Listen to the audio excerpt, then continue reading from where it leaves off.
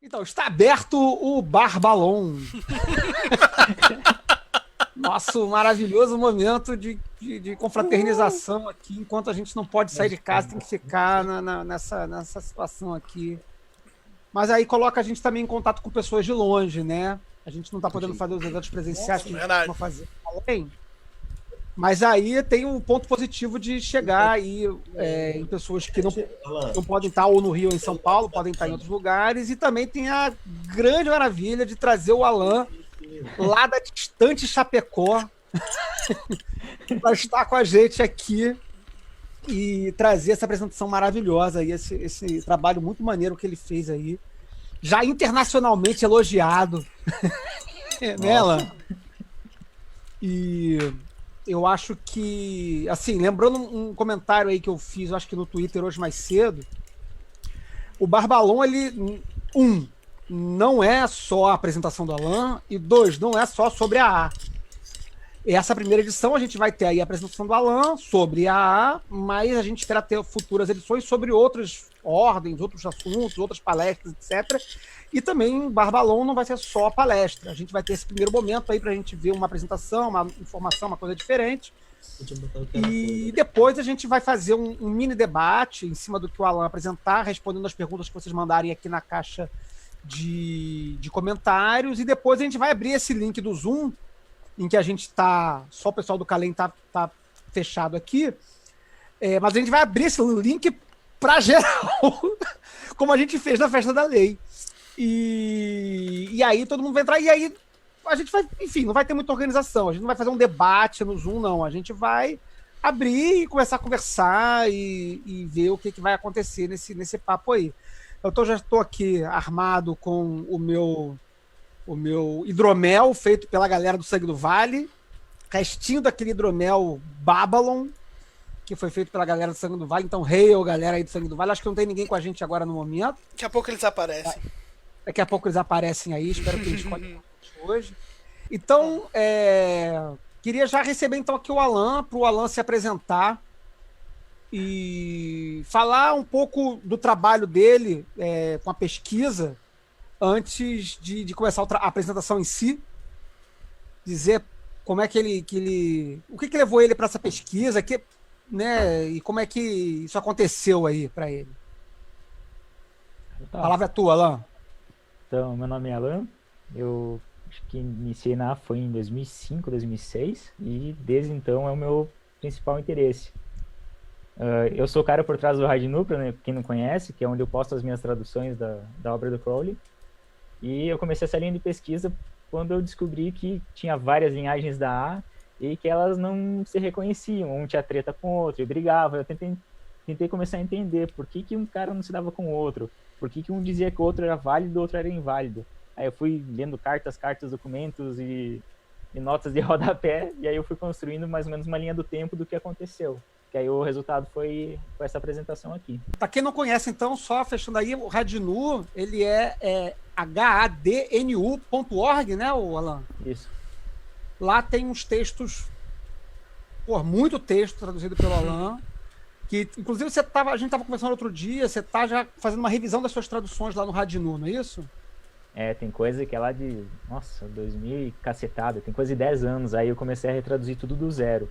Primeiro porque o meu inglês era pior antigamente, e outro porque os originais que eu usei eram de pessoas que digitaram o texto do livro, colocaram num site e fizeram um PDF, e aí, tipo, o próprio texto em inglês tá cagado, às vezes falta uma imagem, falta uma frase, então eu tô confiando agora só em digitalizações do original. Eu pego aquele projeto lá do Keep Silence, do Scott Wilde, pego alguns que eu comprei, o Facsimile também, mas eu tô tentando fazer mais organizadinho, revisadinho. Claro, vai ter erro, mas... Você tá comprando os impressos do Keep Silence? Não, eu peguei antes de sair o Keep Silence um facsímile do Equinox, que é em 2 volumes, um grandão, de 1999. Eles pegaram, fizeram papel de bíblia, sabe? Aquele papel moedinha. Eu comecei por aí depois ele começou a fazer os scans e eu comecei a usar o trabalho dele, né? Melhor. Pra quem não conhece, pra quem tá ouvindo, o Keep Silence é um projeto foda de um cara chamado Scott Wilde, que ele fez um financiamento coletivo para comprar edições originais do Equinox e de outras publicações. Ele começou com o Equinox, mas ele partiu depois para outras publicações originais também. Publicações lá de 1919, 1900 e tal, bem as primeiras publicações mesmo. E ele está digitalizando e dando um tratamento incrível, incrível. Então, acho que é pela primeira vez que a gente está tendo acesso a um facsímil assim, realmente confiável dos materiais originais e evitar esses problemas que o Alan falou de mais cópias, né? Quer dizer, a gente ficava muito refém de material que o cara pegava o documento original até de fato e digitava no computador. É assim que tem o Sacred Text, é assim que tem uma série de outras fontes. Agora a gente tem acesso ao material digitalizado lindo. Eu vou colocar aqui no chat o link do Keep Silence, e para quem quiser depois lá procurar. E aí agora então, o Alan está usando o material do Keep Silence para fazer a base das traduções do Radinu também. Então, é bacana porque também o Alan, você tem colocado no Radinu a data da tradução, né? Então isso é legal também ter de referência de quando foi feita a tradução, né? Já tem alguns textos que, se você for ver, tem a primeira edição 2010, segunda 2020, por exemplo. Aí é bom Legal. saber. Legal, maravilha. Bom, então acho que a gente já pode começar com a tua apresentação, que é ver essa histórica treta de sucessões. Então, com vocês aí, Alan Wilms, a A está morta. Viva a AA. Contigo, Alan. O microfone é todo seu. Estou mutando aqui. Ok. Então, boa noite, 93. Essa apresentação aqui ela foi feita pela primeira vez numa conferência sobre a AA, que aconteceu em março, em São Paulo. E agora essa versão revisada e expandida, né? Tem uns detalhes a mais aí que depois eu descobri, estudei. E eu só queria deixar um aviso que essa apresentação é minha opinião pessoal. Não é opinião da AA, não é opinião do Kalem, não é opinião do OCT, nem de nenhum outro grupo que eu participo ou participei. Então, a culpa é minha. Inclusive, principalmente os erros históricos que, por acaso, eu cometo aqui. Então, beleza.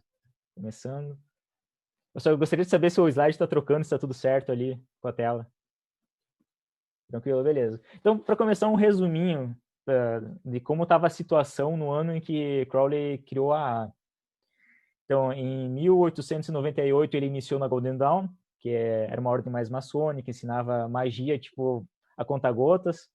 Aí ele rapidamente avançou até o último grau, entrou para a ordem interna, que é a RRETC, que seria tipo a Rosa Cruz, ali onde eles praticavam, estudavam magia de verdade.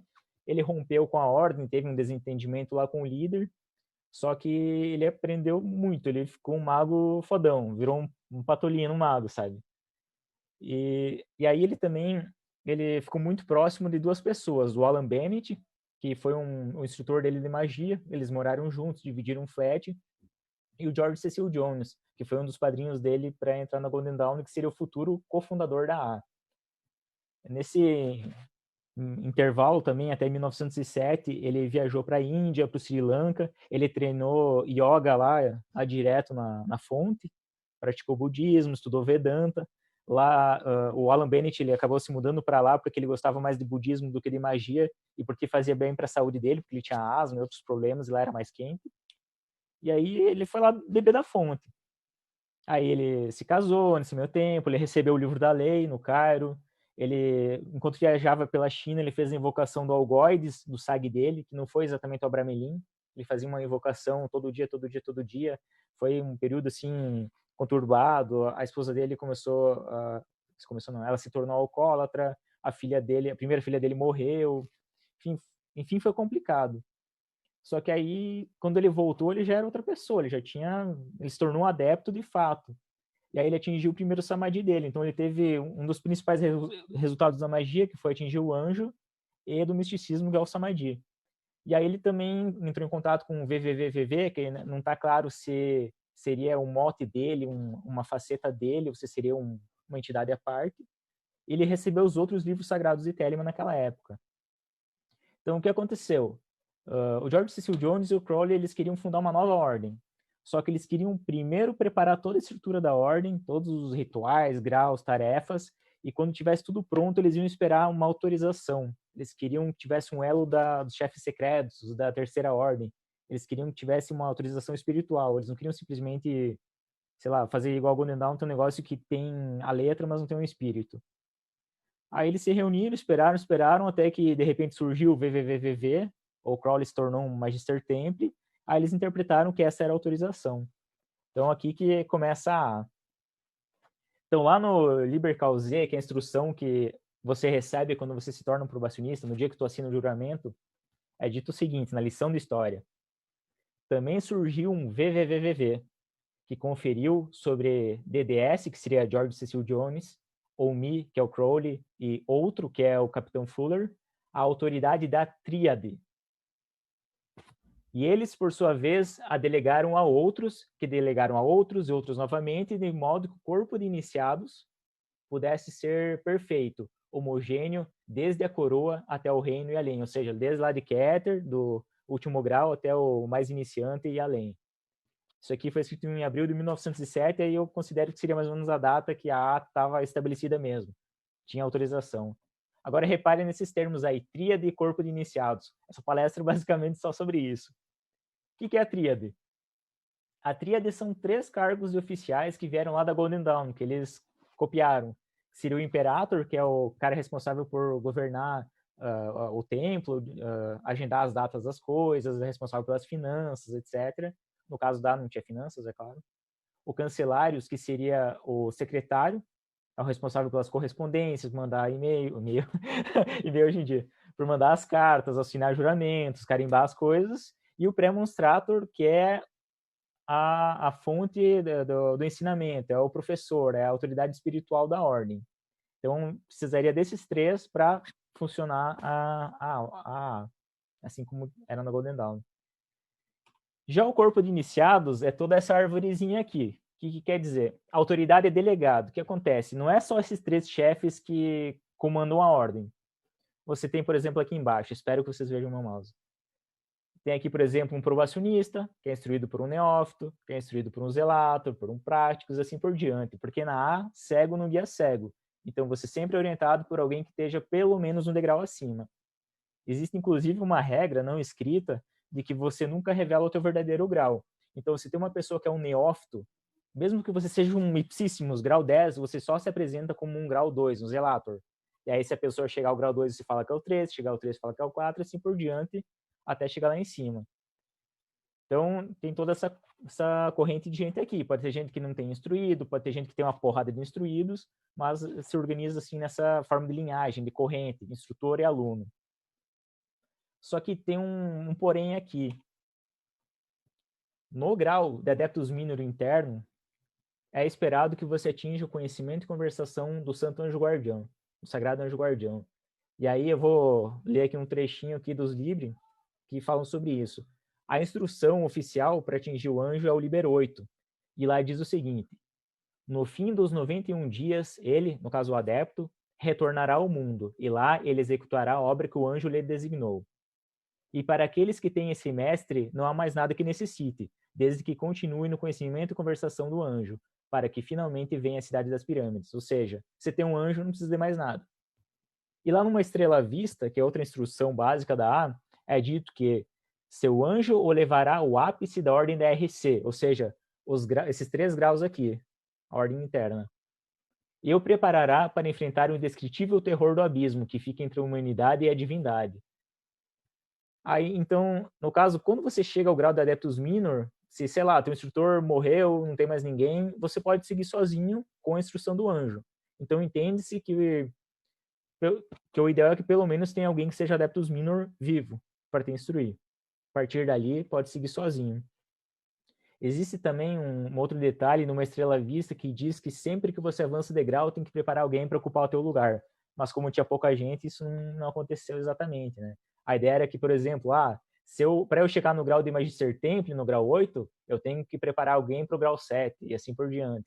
Mas aí na prática isso é meio difícil e nunca aconteceu. Aconteceu, acho que no caso do Ahad, que vamos falar depois. Mas essa parte aqui do anjo é muito importante. Então, chegou aqui, essa aqui é o divisor. Daqui em diante não é obrigatório ter um instrutor.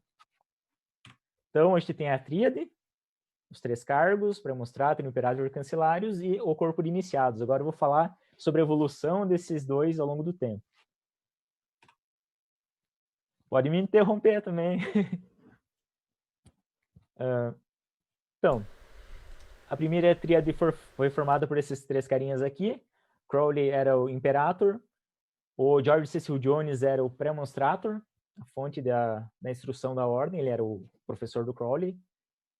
Na época, o Crowley já era o Magister Templi, ele era um Adeptus Exemptus, e eles colocaram também o Capitão Fuller, que ele estava bastante envolvido com eles na época, só que ele era só um probacionista, ele ainda estava aprendendo, e recebeu o cargo honorário da Adeptus Minor só para ele exercer esse cargo aí.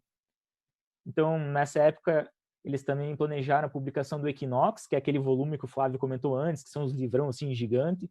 Ele saía a cada semestre, daí o nome de Equinócio. E esse foi o veículo de divulgação da A. Foi através dele que eles começaram a anunciar a A para o mundo. Aí lá tinha um endereço de contato, lá tinha um monte de instrução oficial da A, tinha poesia, tinha uma de encheção da linguiça, assim, para formar o volume. E estava tudo muito lindo e bonito. Só que aí no segundo número, eles tiveram a brilhante ideia de publicar todos os rituais secretos da Golden Dawn para acabar com a ordem. Aí o que aconteceu? O líder da Golden Dawn processou eles, deu uma treta, etc. E começaram a circular boatos e, sabe, falar mal deles e tal. Em 1910, por aí, começaram os ritos de Eleusis, que eram rituais para celebrar os 7 planetas, onde as pessoas bebiam uma bebida batizada lá para curtir mais curtir mais a apresentação. E os jornais, alguns falaram muito bem, alguns muito mal, que era um negócio satânico e tal, o mesmo papo que tem hoje em dia, que o negócio é do diabo e, né? Só que aí começaram a atrair atenção indesejada. E para piorar a situação, teve um jornal que insinuou uma possível relação homoafetiva entre o Crowley e o George Cecil Jones. Na época, isso era... Se hoje em dia o pessoal já tem preconceito, imagina naquela época. Então isso foi muito mal visto. Aí o George Cecil Jones, o cara casado e tinha uma vida pública lá como químico e tal, ele acabou processando o jornal e o Crowley foi chamado para depor e ele não foi, ele não quis ir. Não se sabe o motivo, mas no fim o George Cecil Jones perdeu a ação, aí ele ficou puto com o Crowley e ele saiu da A. E o Fuller, que já era um capitão do exército, ele também não queria prejudicar a carreira dele por se envolver com o Crowley, ele saiu junto naquela época. E aí, tadinho do Crowley, ficou sozinho. Ele era a tríade até 1918. Então, durante esse tempo, teve muita instrução da A que estava lá escrito imprime na tour, aí não tinha nome de ninguém, ou tinha Nemo, Frater, A. E ele nunca organizou a tríade novamente. E aí, em 1919, ele voltou com o Equinox, com o volume 3, foi publicado nos Estados Unidos, e aí tinha um novo Cancelários, que é o Charles Stansfield Jones, outro Jones. Ele é o Frater Ahad, famoso, e por algum motivo ele colocou George Cecil Jones, que não era mais nem membro da A, na tríade. Porque, tudo bem, ele não está mais na A, mas ele foi a fonte de instrução, ele foi o professor do Crowley. Foi algum reconhecimento. E essa tríade durou muitos anos, até 36. Só que nessa época ele publicou muitos poucos livros, né? Não teve tanta instrução assim oficial da A. Ele, em vez de ser uma publicação semestral, o Equinox, ele começou a ser publicado com muitos anos, às vezes uma década de diferença. E esse imprimatur aqui seria o último. Ele foi o imprimatur do Equinócio dos Deuses. Vejam como isso é enganador. Parece que tem muita gente na A, né? Você olha aqui, ó, tem 1, 2, 3, 4, 5, 6, 7, 8, 9, 10 pessoas. Só que aí tu vai ver na verdade. 93 é Iwas, que é o anjo do Crowley, e aí eu vou contar como se fosse só ele. Tem 666, que seria a Tomegatherium, que é o Crowley, então uma pessoa. 777 é o Ahad, que é o Charles Stansfield Jones, então 2 pessoas. Aqui tem o Volonoseri, que é o George Cecil Jones, que já tinha saído da A, mas beleza, 3 pessoas. Tem o Perdurabo, Crowley de novo, continua 3. Tem o Ahad, que é o Charles Stansfield Jones, continua 3. Tem o Ich will est, que é a Martha Kuntzel, então 4 pessoas. Omi Crowley, Olsunu Farizag, Crowley de novo. E, opa, tem uma barrinha aqui na frente, e Parcival, que é o Charles de novo. Então, só tenho 4 pessoas aqui, sendo que uma não está mais na A. Então, toda essa galera é 3 membros. Para vocês verem como tipo, tinha pouco membro na A. Então, a tríade, quando o Crowley faleceu, era ele. Não tinha mais ninguém. Porque em 36, o Ahad, ele começou a falar mal de Telemann, começou a falar mal do Crowley e tretar, e ele foi expulso da UTO e acabou perdendo contato na A também. Então, não tinha mais ninguém junto. Agora, o corpo de iniciados. Começou com 3 pessoas em 1907, mas aí quando abriram ao público, em 1909, com o Equinox, o pessoal começou a procurar a ordem, queria se inscrever e tal. Então eles tinham o Magister Temple, o Crowley, e um Adeptus Exemptus, que era o Jones. Só esses dois estavam aptos a instruir porque eles estavam no grau acima de neófito. E aí tinha 12 probacionistas. Entre eles estava o próprio Fuller, tinha o Victor Newberg, que depois ia receber a visão e a voz do Crowley, tinha o Austin Osman Spare, tinha o Charles Stansfield Jones, o Ahad, que ele estava começando nessa época, tinha o Inman, esse Herbert Inman foi o primeiro membro da A no Brasil, ele estava aqui antes do Mota, ele foi um neófito da ordem, só que infelizmente não recebeu ninguém, e aí tinha mais alguns ali, uns gato pingado. Aí em 1910 aí já chegaram 3 neófitos, já entrou mais alguns probacionistas, já tinha uma galera maior, só que aí também o Fuller e o Jones saíram fora. Em 1911 aí já tinha 41 probacionistas, aí reparem que tem um Adeptus Minor novo, Dr. Samuel Perry. Esse cara, ele participou da preparação do Sefer Sefirot, ele era um especialista em Cabala, e ele manjava muito de Cabala grega, que era um assunto novo na época. Inclusive, ele foi encarregado de escrever aquele Liber sobre a Cabala grega que nunca saiu. Então, aqui tinha essa galera, tinha 5 pessoas aptas a instruir e 41 probacionistas. Não é à toa que instituíram um período do estudante nessa época, porque era gente demais para pouco instrutor. E aí, em 1912, tem um zelator, o Newberg, entraram mais alguns neófitos, mais alguns probacionistas. E em 1913, ele começou a fazer um levantamento de todos os membros que estavam na A. Esse foi o último ano do Equinox, do volume 1 do Equinox. E aí ele viu, tinha o número 88 foi registrado em 1913, só que ele começou a ver quem que realmente estava ativo ou não. Aí ele começou a pegar todos os juramentos e fazer anotações em cima para dizer o que tinha acontecido com o cara. Aí que nem aqui, isso aqui passou a neófito, duvidoso, nunca vi ele. Uma mera prostituta procurando por excitação, desapareceu. Olha o tipo de comentário. Duvidoso, é um teosofista e um publicador. Um tolo incurável. Enfim, a maioria das pessoas que estavam no grau de probacionista tinham desaparecido, sumido, alguns faleceram, que eram já mais de idade, e tinha pouca gente na A. Para piorar, Primeira Guerra Mundial. Eles estavam na Europa, então quem morava fora da Inglaterra já tinha um contato mais difícil, tinha pouco neófito para receber gente, e o Crowley foi morar nos Estados Unidos nessa época. Então, a A começou a perder a capacidade de receber gente. Só que depois da Primeira Guerra Mundial, ele lançou um novo volume do Equinox, lá em Detroit, nos Estados Unidos. E aí esse novo volume já juntava, ele já era uma publicação oficial da A com a OTO, eles estavam tentando estabelecer a OTO nos Estados Unidos, eles tinham um grupo de maçons ali em Detroit que estavam muito ativos, querendo fazer o negócio acontecer, tinha uma loja também lá na outra costa, lá na Califórnia, e aí publicaram esse número do Equinox para falar sobre a A. Aí tinha esse anúncio aqui, todas as pessoas que desejam se comunicar com a A podem enviar uma carta ao cancelários da A aos cuidados dos editores do Equinox. Qual que é o problema? De novo, eles foram perseguidos pelos jornais, falando que eles eram satanistas, que era coisa do diabo. Aí teve um cara que morreu lá do outro lado, lá em Hollywood, falaram que era culpa desse culto do amor, da UTO. Os maçons ali começaram a debandar e a editora faliu. E aí, quando a editora faliu, não tinha mais endereço, então como é que tu entra em contato com a A? Não tinha como. Então, para piorar também, eles pegaram muitas cópias que não tinham sido vendidas ainda desse Equinox e destruíram, porque era uma coisa ruim do diabo. E o próximo número do Equinox, que era o volume 3, número 2, nunca veio a público. E aí ele até acabou sendo impresso para fazer o proofreading, mas nunca veio ao público. Aí daí em diante o Equinox meio que acabou. O próximo acho que levou tipo 10 anos para sair e assim por diante, sabe? O intervalo cada vez maior. E também tinha acabado o dinheiro do Crowley, então não tinha como publicar. Só que no outro ano ele começou um projeto novo. Ele foi lá para a Itália e começou a Abadia de Telema. Qual que era a ideia?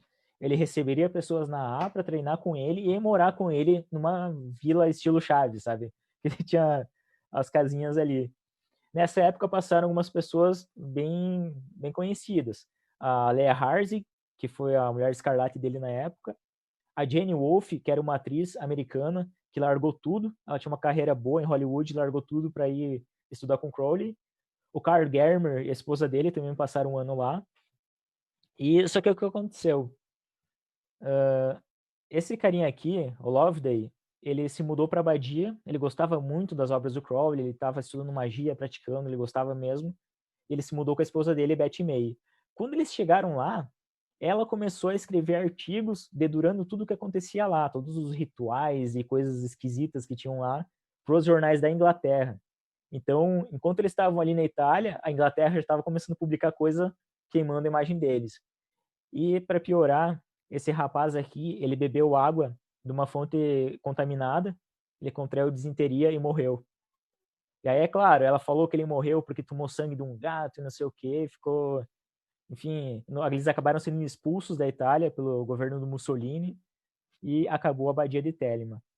Mas algumas pessoas continuaram. A Jane Wolfe, ela foi para a Inglaterra, ela deveria fundar a segunda Abadia de Telema, só que ela não tinha emprego, não tinha dinheiro, não tinha apoio de ninguém porque ela estava sozinha lá, e aí não deu certo. Ela acabou ficando doente, teve que voltar para os Estados Unidos, mas quando ela foi para os Estados Unidos, ela já entrou na UTO e começou a ajudar o pessoal lá. Então ela foi sempre ativa, foi tipo uma pessoa muito ativa em Telema, na A e na UTO.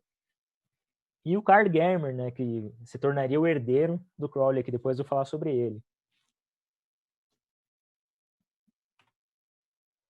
Aí, alguns anos depois, em 1928, entrou o Gerald York. York foi a pessoa que preservou a maior parte do acervo de livros, manuscritos, diários do Crowley e doou tudo para o museu lá na Inglaterra, onde está tudo até hoje.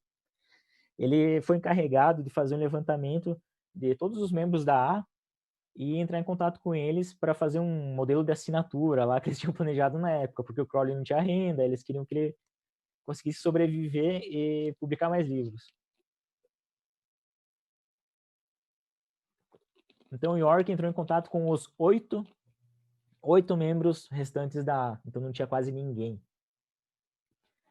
E aí um pouco tempo depois, aliás, nesse ano, em 1928, Crowley teve um secretário novo que foi morar com ele, foi esse rapazote aqui, Israel Regardier, famoso por causa dos livros sobre Golden Dawn. Ele foi morar com o Crowley para ser secretário dele, em troca ele estudava junto com ele. Em 1930, 2 anos depois, ele assinou o juramento de probacionista. Ele nunca chegou a neófito, mas depois ele vai entrar na história novamente. Algum tempo depois, ele acabou brigando com o Crowley.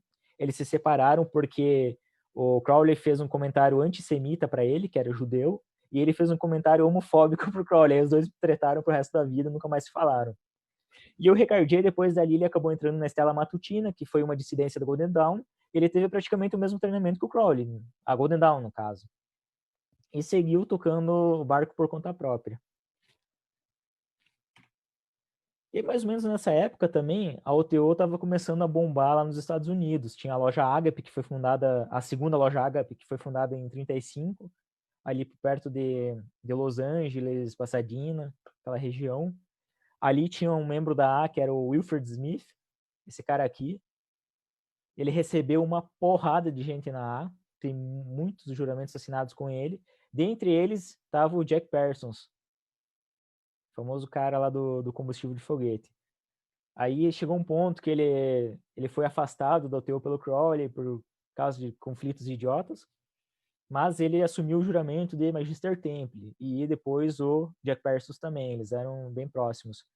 Também ali estava a Jane Wolfe, a moça lá da Abadia de Telema, e ela também recebeu algumas pessoas na A, dentre eles a Phyllis Sackler, que também vai ser muito importante daqui a pouco.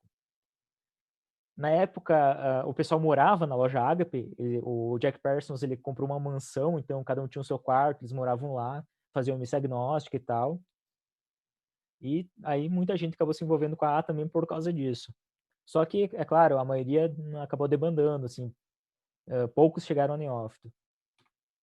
E aí aconteceu também a Segunda Guerra Mundial, então não era só os Estados Unidos que estava ativo, a Alemanha também estava muito ativa, só que aí quando o Hitler assumiu, esse negócio de ordem secreta, tipo, acabou. A comunicação se tornou cara, começou a guerra, enfim, não tinha mais, eles perderam contato com os grupos que tinham lá na Alemanha da OTO ou de Telemitas ou pessoas soltas da A. Mas teve uma coisa boa nesse período da guerra, que teve um membro da OTO lá dos Estados Unidos, o Grady McMurtry, que ele era um soldado e ele foi enviado para a Normândia para o dia D. Eles ficaram estacionados por algum tempo na região da Inglaterra e ali ele visitava o Crowley. Então ele ia lá, passava o dia inteiro lá com o Crowley, jogavam xadrez, conversavam, bebiam e eles se tornaram muito próximos, ao ponto do Crowley delegar algumas cartas para ele, dando para ele autorização de um dia ele tocar a OTO. Por quê? O herdeiro sempre foi o Karl Germer, só que o Karl Germer, ele era velho. Então não adiantava, tipo, o Crowley já estava morrendo, mas ia deixar tudo para um cara que também já estava quase não morrendo, mas já era velho. Então ele precisava pensar no sucessor do sucessor. E aí ele pensou nesse rapaz aqui. Ele não entrou para A na época, ele tinha o grau 9 da OTO, ele tinha essa autorização para trabalhar com a OTO, ele aprendeu alguns segredos lá com o Crowley, estudou com ele recebeu o mote de Menelaus Alpha, que tem um número de 777, e aí esse número é importante para a linhagem do McMurtry na A depois. E é isso aí. Então, mais ou menos na época que o Crowley morreu, o corpo de iniciados era esse. Tinha mais alguns, né, claro, mas basicamente era esse povo aqui. Jane Wolfe, que tinha alguns estudantes, dentre eles a Phyllis Sackler. Opa. Some aí. Wilfred Smith, que já estava afastado. Ele também tinha alguns estudantes. Desculpa. Dentre eles o Jack Parsons. O Karl Germer, que era o herdeiro. Não tinha ninguém. O Kenneth Grant, que era um probacionista. Freda Harris, que foi a artista que fez o Tarot de Tote. E mais alguns, só que também o pessoal, tipo, alguns eram membro da A, tinham um grau na A, mas eles não eram ativos, né? Então, era essa a situação. Então, quando o Crowley faleceu, não tinha dúvidas. O novo chefe era o Karl Germer. Só que não tinha mais tríade. Ele era o chefe. Aí, a autoridade dele é baseada no quê? Ele foi membro, ele conheceu o Crowley lá nos anos 20, mais ou menos na Abadia. Em 25, ele já tinha o grau 9 da UTO. Ele morou com o Crowley na Alemanha um tempo. Eles foram sócios de uma editora. O Karl Germer chegou a um ponto que ele sempre foi telemita, mas não telemita assim de se importar com ritual, com grau e magia, sabe? Ele gostava mais de telema. Ele memorizou vários livros sagrados, o livro inteiro, não um capítulo, o livro inteiro. Ele era telemita. E teve uma ocasião em que ele foi preso, foi para um campo de concentração da Alemanha nazista, justamente pelo envolvimento dele com ordens, com maçonaria, Crowley, etc. E aí, enquanto ele estava lá, ele ficou recitando mentalmente os capítulos dos livros sagrados que ele sabia até que ele atingiu a experiência do anjo. Então, quando ele saiu de lá, ele já foi reconhecido como Adeptus Minor e alguns anos depois como Magister Templi. E o sortudo, ele teve a sorte de ser preso 2 vezes pelos nazistas. Então, em 35 ele foi preso, depois em 40 novamente. E aí, em 41, quando ele foi solto novamente, ele recebeu um documento do Crowley dizendo que ele seria o herdeiro. Então, a autoridade dele vem de 2 fontes. Uma é essa aqui, que quando o Crowley faleceu, ele recebeu um documento que, na verdade, era da Ordem de Telemitas, que dizia que no momento de nossa morte, ou seja, da morte do Crowley, um conselho geral deverá ser formado e dentro de 1 ano e 1 dia, Frater Saturnus, ou seja, o Germer, ou qualquer pessoa que seja designada depois dele, se ele tivesse desistido, se reunirá e aí o conselho discutirá as condições existentes da ordem. E aí que ele diz, ou seja, mas na verdade era a ordem dos telemitas. Aí depois de 11 dias eles iam decidir qual o membro de grau mais alto seria, e ele seria o líder novo da ordem. Só que ele não precisava disso aí, né? Porque a autoridade dele vinha de ser outro documento. Aqui é de 41. Aqui Crowley diz: todos aqueles que estão sob nossa autoridade na A e na OTO, ou seja, nas duas ordens, devem reconhecer Germer como chefe deles. Então, não tinha dúvidas, ele era o herdeiro. Ele herdou a OTO, herdou a A, herdou 3 toneladas de material que veio da Inglaterra para os Estados Unidos. E é isso aí. Então, esse era o corpo de iniciados logo depois que o Crowley faleceu. Tinha o Carl Germer, tinha a Jane Wolfe, que como instrutor dela faleceu, passou a ser o Germer. Tinha a Phyllis Sackler. E juntos eles começaram a trabalhar para preservar o acervo do Crowley. Eles começaram a fazer cópias de vários manuscritos, documentos. Carl Germer publicou o Livro das Mentiras comentado, o 777 revisado, publicou Magic Without Tears, que também era inédito na época. Eles começaram a fazer um movimento. E aí, algum tempo depois, surgiu esse carinha aqui, que todo mundo conhece, Marcelo Ramos Mota. E aí, o Marcelo Mota foi recebido pelo Germer na A. Até onde eu sei, é o único cara que ele recebeu na A, assim, direto, como probacionista. Só que o Germer, conforme eu falei, ele era telemita, mas ele não ligava muito para magia, para misticismo, yoga, ritual, patente, documento, iniciação. Então, quando o Mota entrou, ele foi pedir um socorro para Wolfe. Aí ele escreve para ela: você se lembra de algumas cartas que eu te dei para ler, que eram de um jovem brasileiro? Eu tenho muito interesse nele e eu estou muito triste porque eu não consigo ajudar ele da forma que eu gostaria. Como você sabe, eu nunca fiz um trabalho sistemático com o 777, magia, etc. Eu nunca fiz o ritual do pentagrama, nem o do hexagrama. Então eu não consigo aconselhá-lo. Se você tiver algum comentário para fazer, por favor, faça e depois retorne a carta. Então, o Germer ele teve reconhecido o grau de Adeptus Minor, Magister Temple, ele teve as 2 experiências mais importantes da A, mas ele não estava apto a ensinar um ritual do pentagrama, uma coisa que ele nunca fez. Então, ele foi pedir socorro para Jane Wolfe, que era uma neófita, e ela treinou mais tempo com Crowley. Só que aí, algum tempo depois, a Jane Wolfe ela foi envelhecendo, ela tinha muitos problemas de saúde e ela tinha Alzheimer. Ela foi para um asilo que o Germer e a Sackler ajudavam a bancar, e ela faleceu. Então, o instrutor da Sackler passou a ser o Carl Germer. Então, no final da vida dele, tinha essas 2 crianças aqui, tinha a Phyllis Sackler e o Marcelo Ramos Mota. Só que aí chegou um momento, 62, Carl Germer faleceu. E aí, desses 2, quem que é a nova tríade? Aí que começa a treta. Agora começa o Game of Thrones.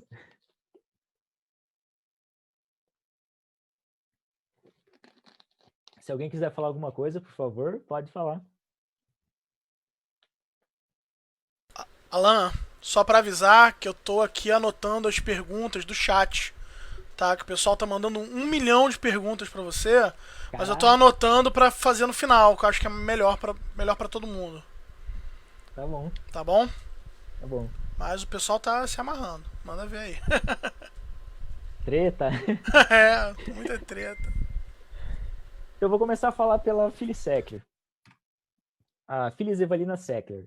Ela foi iniciada na UTO, se não me engano, em 39, porque uma professora dela, professora de artes cênicas, a Regina Cal, ela era sacerdotisa da missa gnóstica da UTO, e aí ela convidou a Sackler: vem aqui assistir a missa e tal.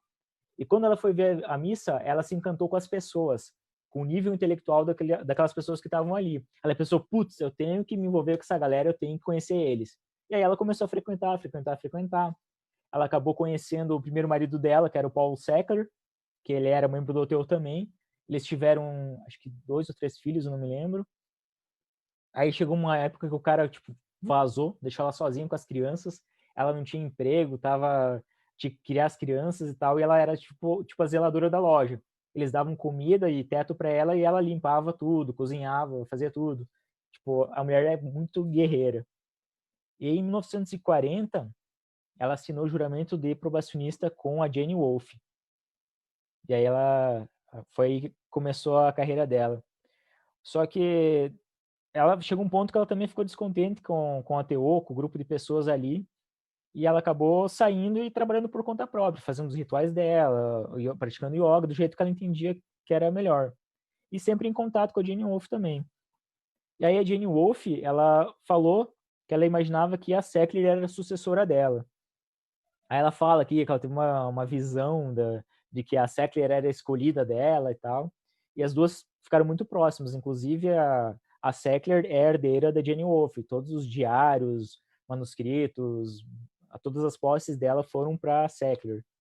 Inclusive, até foi publicado um diário da Sackler da Abadia, um facsímile que tem lá o texto com as anotações do Crowley à mão, assim, que veio dessa época, né? Que passou da Wolfe para a Sackler, da Sackler para o Shoemaker. E aí, o que acontece? A maioria da galera já não estava muito ativa, né? Não estava muito engajada.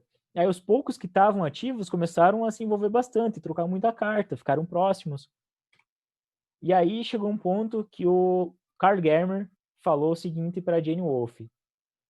Eu acho que essa declaração de Phyllis é uma mensagem definitivamente. Aí ele fala que ele tem alto high regard, como é que fala isso em português? Ele tem uma alta estima pela consecução da Phyllis. E ele tem certeza que há algum tempo ela passou pelo 5 igual 6, pelo grau de Adeptus Minor. Eu tenho certeza que ela está sob o guia, sob a orientação de alguém, do anjo, no caso. Aí, naquele mesmo ano, ele fala diretamente para Sackler sobre isso.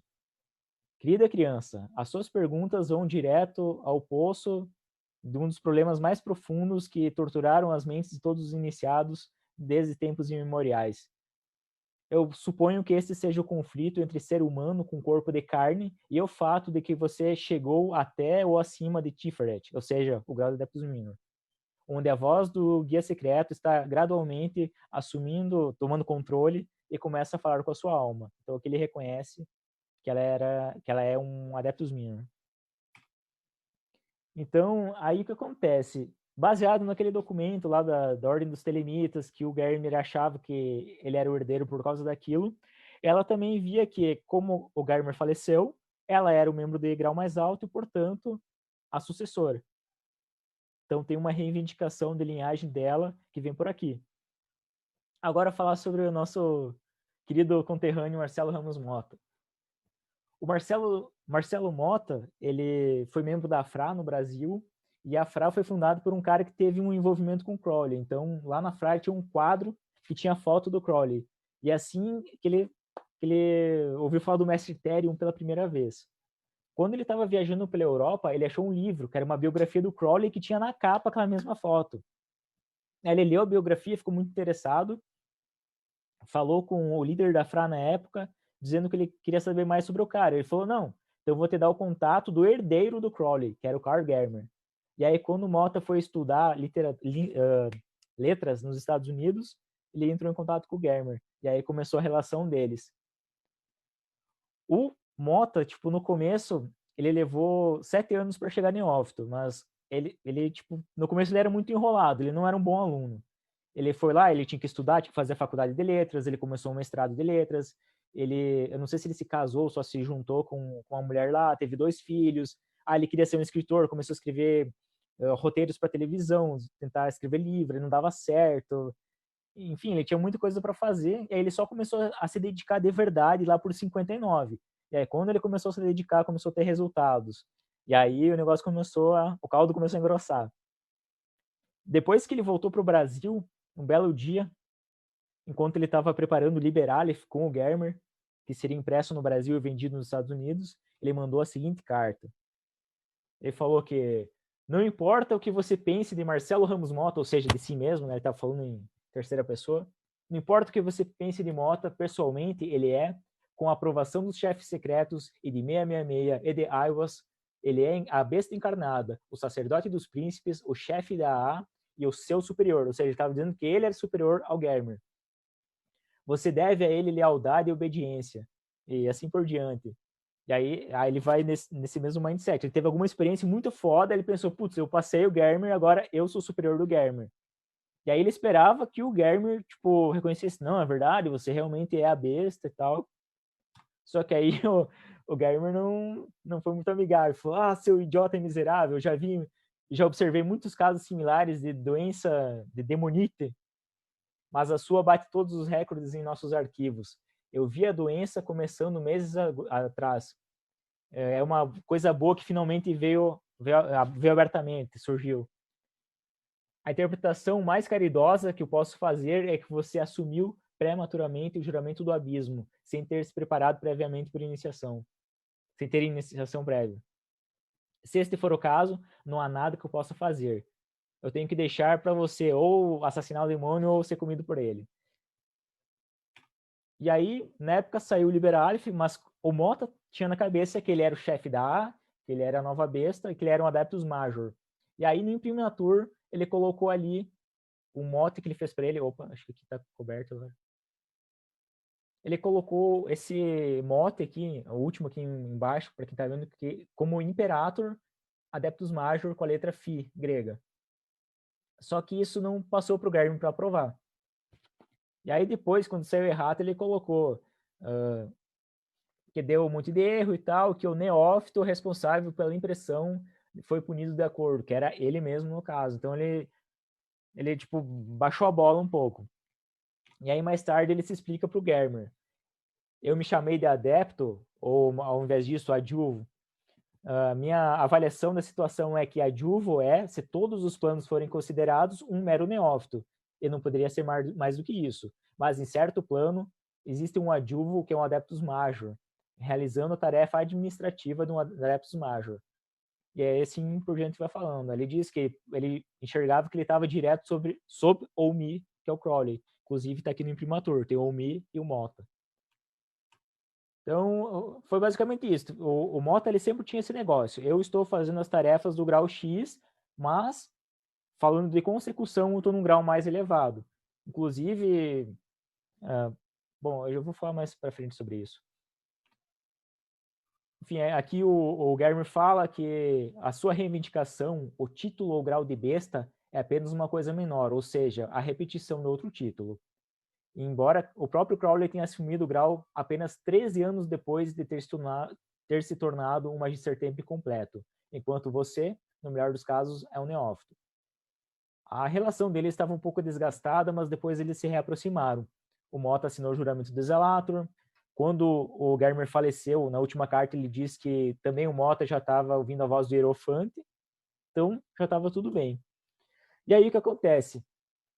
O Germer não esperava, mas ele faleceu de câncer, e aí ele não deixou nenhuma provisão, nenhum testamento para dizer quem seria o herdeiro da A e da UTO. E aí começou toda a treta que vem até os dias de hoje. Quando ele faleceu, a viúva, a Sasha Germer, mandou a seguinte carta para o Mota, dizendo: nosso amado mestre está morto, ele sucumbiu dia 25 de outubro, sob circunstâncias terríveis. Você é o seguidor. Aí, putz, aí ele ficou naquela, o que é o seguidor? Primeiro ele pensa, não, o seguidor é aquele que segue, que está no livro da lei, que você entende metade, aquele que segue explicará.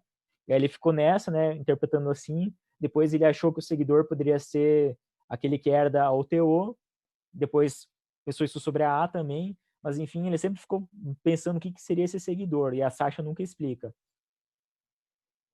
E também depois ele descobre que tinha outro seguidor, que outra pessoa também foi chamada de seguidor pela Sasha Germer. E aí ficou essa situação esquisita. Só que quando o Mota perdeu o instrutor, ele ficou meio que sem orientação. Hoje em dia, você vai em qualquer site, vai no Radinu, vai no Hermetic, qualquer lugar, você acha todos os juramentos da ordem externa. Tem lá tarefas do Zelator, Practicus, Filósofos, Dominus Liminis, beleza. Se uma pessoa quiser, ela poderia pegar aquilo e trabalhar por conta própria, né? Tranquilo. Só que na época do Mota, você não ficava com essa pastinha. Poucos chegaram a Zelator, quase ninguém tinha esses documentos. E aí, nem a Phyllis, nem o Mota tinham isso. E aí, o Mota, para continuar trabalhando, avançar de Zelator para frente, começou a entrar em contato com pessoas que poderiam ter o Liber Colegisante, que foi o caso desse tal de Lang. Ele também entrou em contato com o Grant, com o John Simons, com várias pessoas tentando conseguir esses juramentos. Até que, se não me engano, o Grant mandou para ele. Ele não era um estudante do Grant, mas ele pegou o documento com ele. E aí, só nos anos 70, com Israel Regardier, que tinha esses documentos o tempo todo, publicou eles na coletânea do James from the Equinox, que tinha vários textos do Equinox, e aí um apêndice tinha aquele textinho lá que era inédito. Foi a primeira vez que isso aí veio ao público. Só que mesmo sendo um Zelator, fazendo as tarefas de Zelator, ele nesse ano, ele acreditava que ele estava no grau de bebê do abismo. E aí ele comenta no Liber 231 que ele fez um trabalho ali com o Liber Arcanorum. Ele comenta que ele nunca tinha feito estudo sistemático do Liber-Ó, mas ele tinha perfeitamente o grau de bebê do abismo. Então, aquela coisa. Eu estou nesse grau de consecução, nesse nível de consciência, mas ainda estou fazendo as tarefas aqui embaixo. Então, ele sempre tem esse paralelo. E aí, o Mota, nessa época, ele já tinha publicado aqui no Brasil o Chamando os Filhos do Sol. Ele estava trabalhando já com o Euclides Lacerda de Almeida. Ele começou já a se preparar para publicar livros e traduziu os comentários do Livro da Lei e também escreveu os próprios comentários. Esses comentários ele pretendia publicar ainda em 69, não deu certo, e só veio em 1976, que foi o Equinócio dos Deuses. E, ao mesmo tempo, nos Estados Unidos, ele publicou The Commentaries of All, onde ele coloca os comentários do Crowley e os dele. Aí a galera fala, ele ficou louco porque ele publicou os comentários do Livro da Lei. Aí tem uma discussão por causa disso. E aí, em 76, James Wasserman escreveu na introdução o seguinte, que essa edição foi preparada por Marcelo Mota, que é o Praemonstrator da A, durante seu período atual de fala. E aí, todo mundo que pegou o livro, ele fala que é o Praemonstrator, ele é o Praemonstrator. Ele era um estudante do Germer, todo mundo sabia, então todo mundo simplesmente acreditou nele. E nessa mesma época, eles descobriram que a Sasha já tinha morrido, que ela tinha deixado todas aquelas toneladas de documento lá, que a casa tinha sido vandalizada. E aí a Phyllis Sackler, o Grady McMurtry e outras pessoas foram tentar recuperar esse material, mas para fazer isso eles tinham que provar que eles eram a OTO. Então foi registrada a OTO, eles entraram com uma ação judicial para ser reconhecida, foram lá e pegaram todo o material. E ali eles tiveram acesso a toda a correspondência do Mota com o Germer. E aí eles tinham um pouquinho mais de contexto para entender essa reivindicação dele. E aí, primeiro, quando a Sackler vê esse livro, ela diz, desde que você é o Praemonstrator da A, e desde que eu sou um membro desta ordem, nós temos muito o que conversar. Aí todo mundo diz, não, então a Sackler reconheceu o Mota como Praemonstrator. Então ela reconhecia que ele era o herdeiro. Só que aí, pouco tempo depois, ela já manda outra carta dizendo, francamente, eu estou bastante convencida de que Mota não é o que ele diz que ele é, e que suas reivindicações são espúrias. E aí, depois, com as cartas em si, ela vê que tinha uma treta lá com o Germer, que aquela reivindicação do Adeptus Major foi feita pelo próprio Mota, etc. E aí ela pensa, não, o Mota não é o herdeiro, então sou eu. Eu sou a pessoa de grau mais alto. E aí, quem que é o herdeiro da... Aí fica treta agora. Aí tem um monte de gente que diz que é o Mota, um monte de gente que diz que é a Sackler, tem um pouquinho de razão para cada um. Mas, enfim, eu não vou considerar aqui quem herdou a ordem, mas eu vou falar sobre o corpo de iniciados. Nessa época, algumas pessoas se destacam. Tá vendo essa cabecinha aqui? Coloquei o Israel Regardier de novo, mas o que o Regardier está fazendo aí? Ali pelos anos 70, quando a UTO foi reconstruída, a Sackler se casou com o McMurtry, que era aquele jovem soldado lá que... Peraí, eu vou tomar uma água aqui.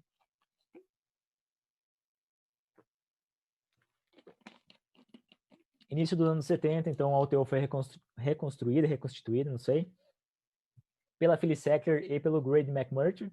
Ela bancou a vinda dele lá da costa leste dos Estados Unidos para morar com ela, pagou um monte de dívida que ele tinha, sustentou ele por muito tempo, porque ele não conseguia um emprego porque ele tinha narcolepsia, ele simplesmente apagava enquanto estava trabalhando, e aí ele tomava um remédio que era muito forte, e para aliviar o efeito ele bebia. Só que aí, quando ele bebia, a narcolepsia piorava e assim uma coisa arruinava a outra. E aí ele se tornou alcoólatra e tal. Mas nessa época eles se aproximaram de vários telemitas tentando reconstruir o UTO. Eles queriam chamar os membros antigos para vir se juntar com eles. E aí um deles, né, ele não era membro do UTO, mas era telemita, não sei se é ou era o Regardier. E aí eles se tornaram amigos, trocaram muitas cartas e tal. Tem muita correspondência entre eles. A Sackler estava casada com o McMurtry. A Sackler recebeu o McMurtry como proacionista dela. Acho que foi o primeiro membro que ela recebeu na ordem. E aí tem uma cartinha de 71 que é o seguinte. Há muito tempo atrás, eu, a Sackler, fui iniciada na A pela Jane Wolfe. Então, Carl Germer me deu algum auxílio. A questão é, sempre houve alguém mais alto nessa escada de desenvolvimento espiritual durante a maior parte da minha vida com quem eu estava associada. E agora é verdade, a maior parte da minha orientação vem do anjo. Mas eu gosto de pensar em você como um iniciado maior do que eu sou. Eu gostaria de pensar que há alguém de carne e osso, né, alguém humano de carne, para quem eu possa me voltar se surgir a necessidade. Eu posso pensar em você, Regardier, como essa pessoa de um degrau maior do que o meu na A e que a quem eu possa recorrer em caso de necessidade.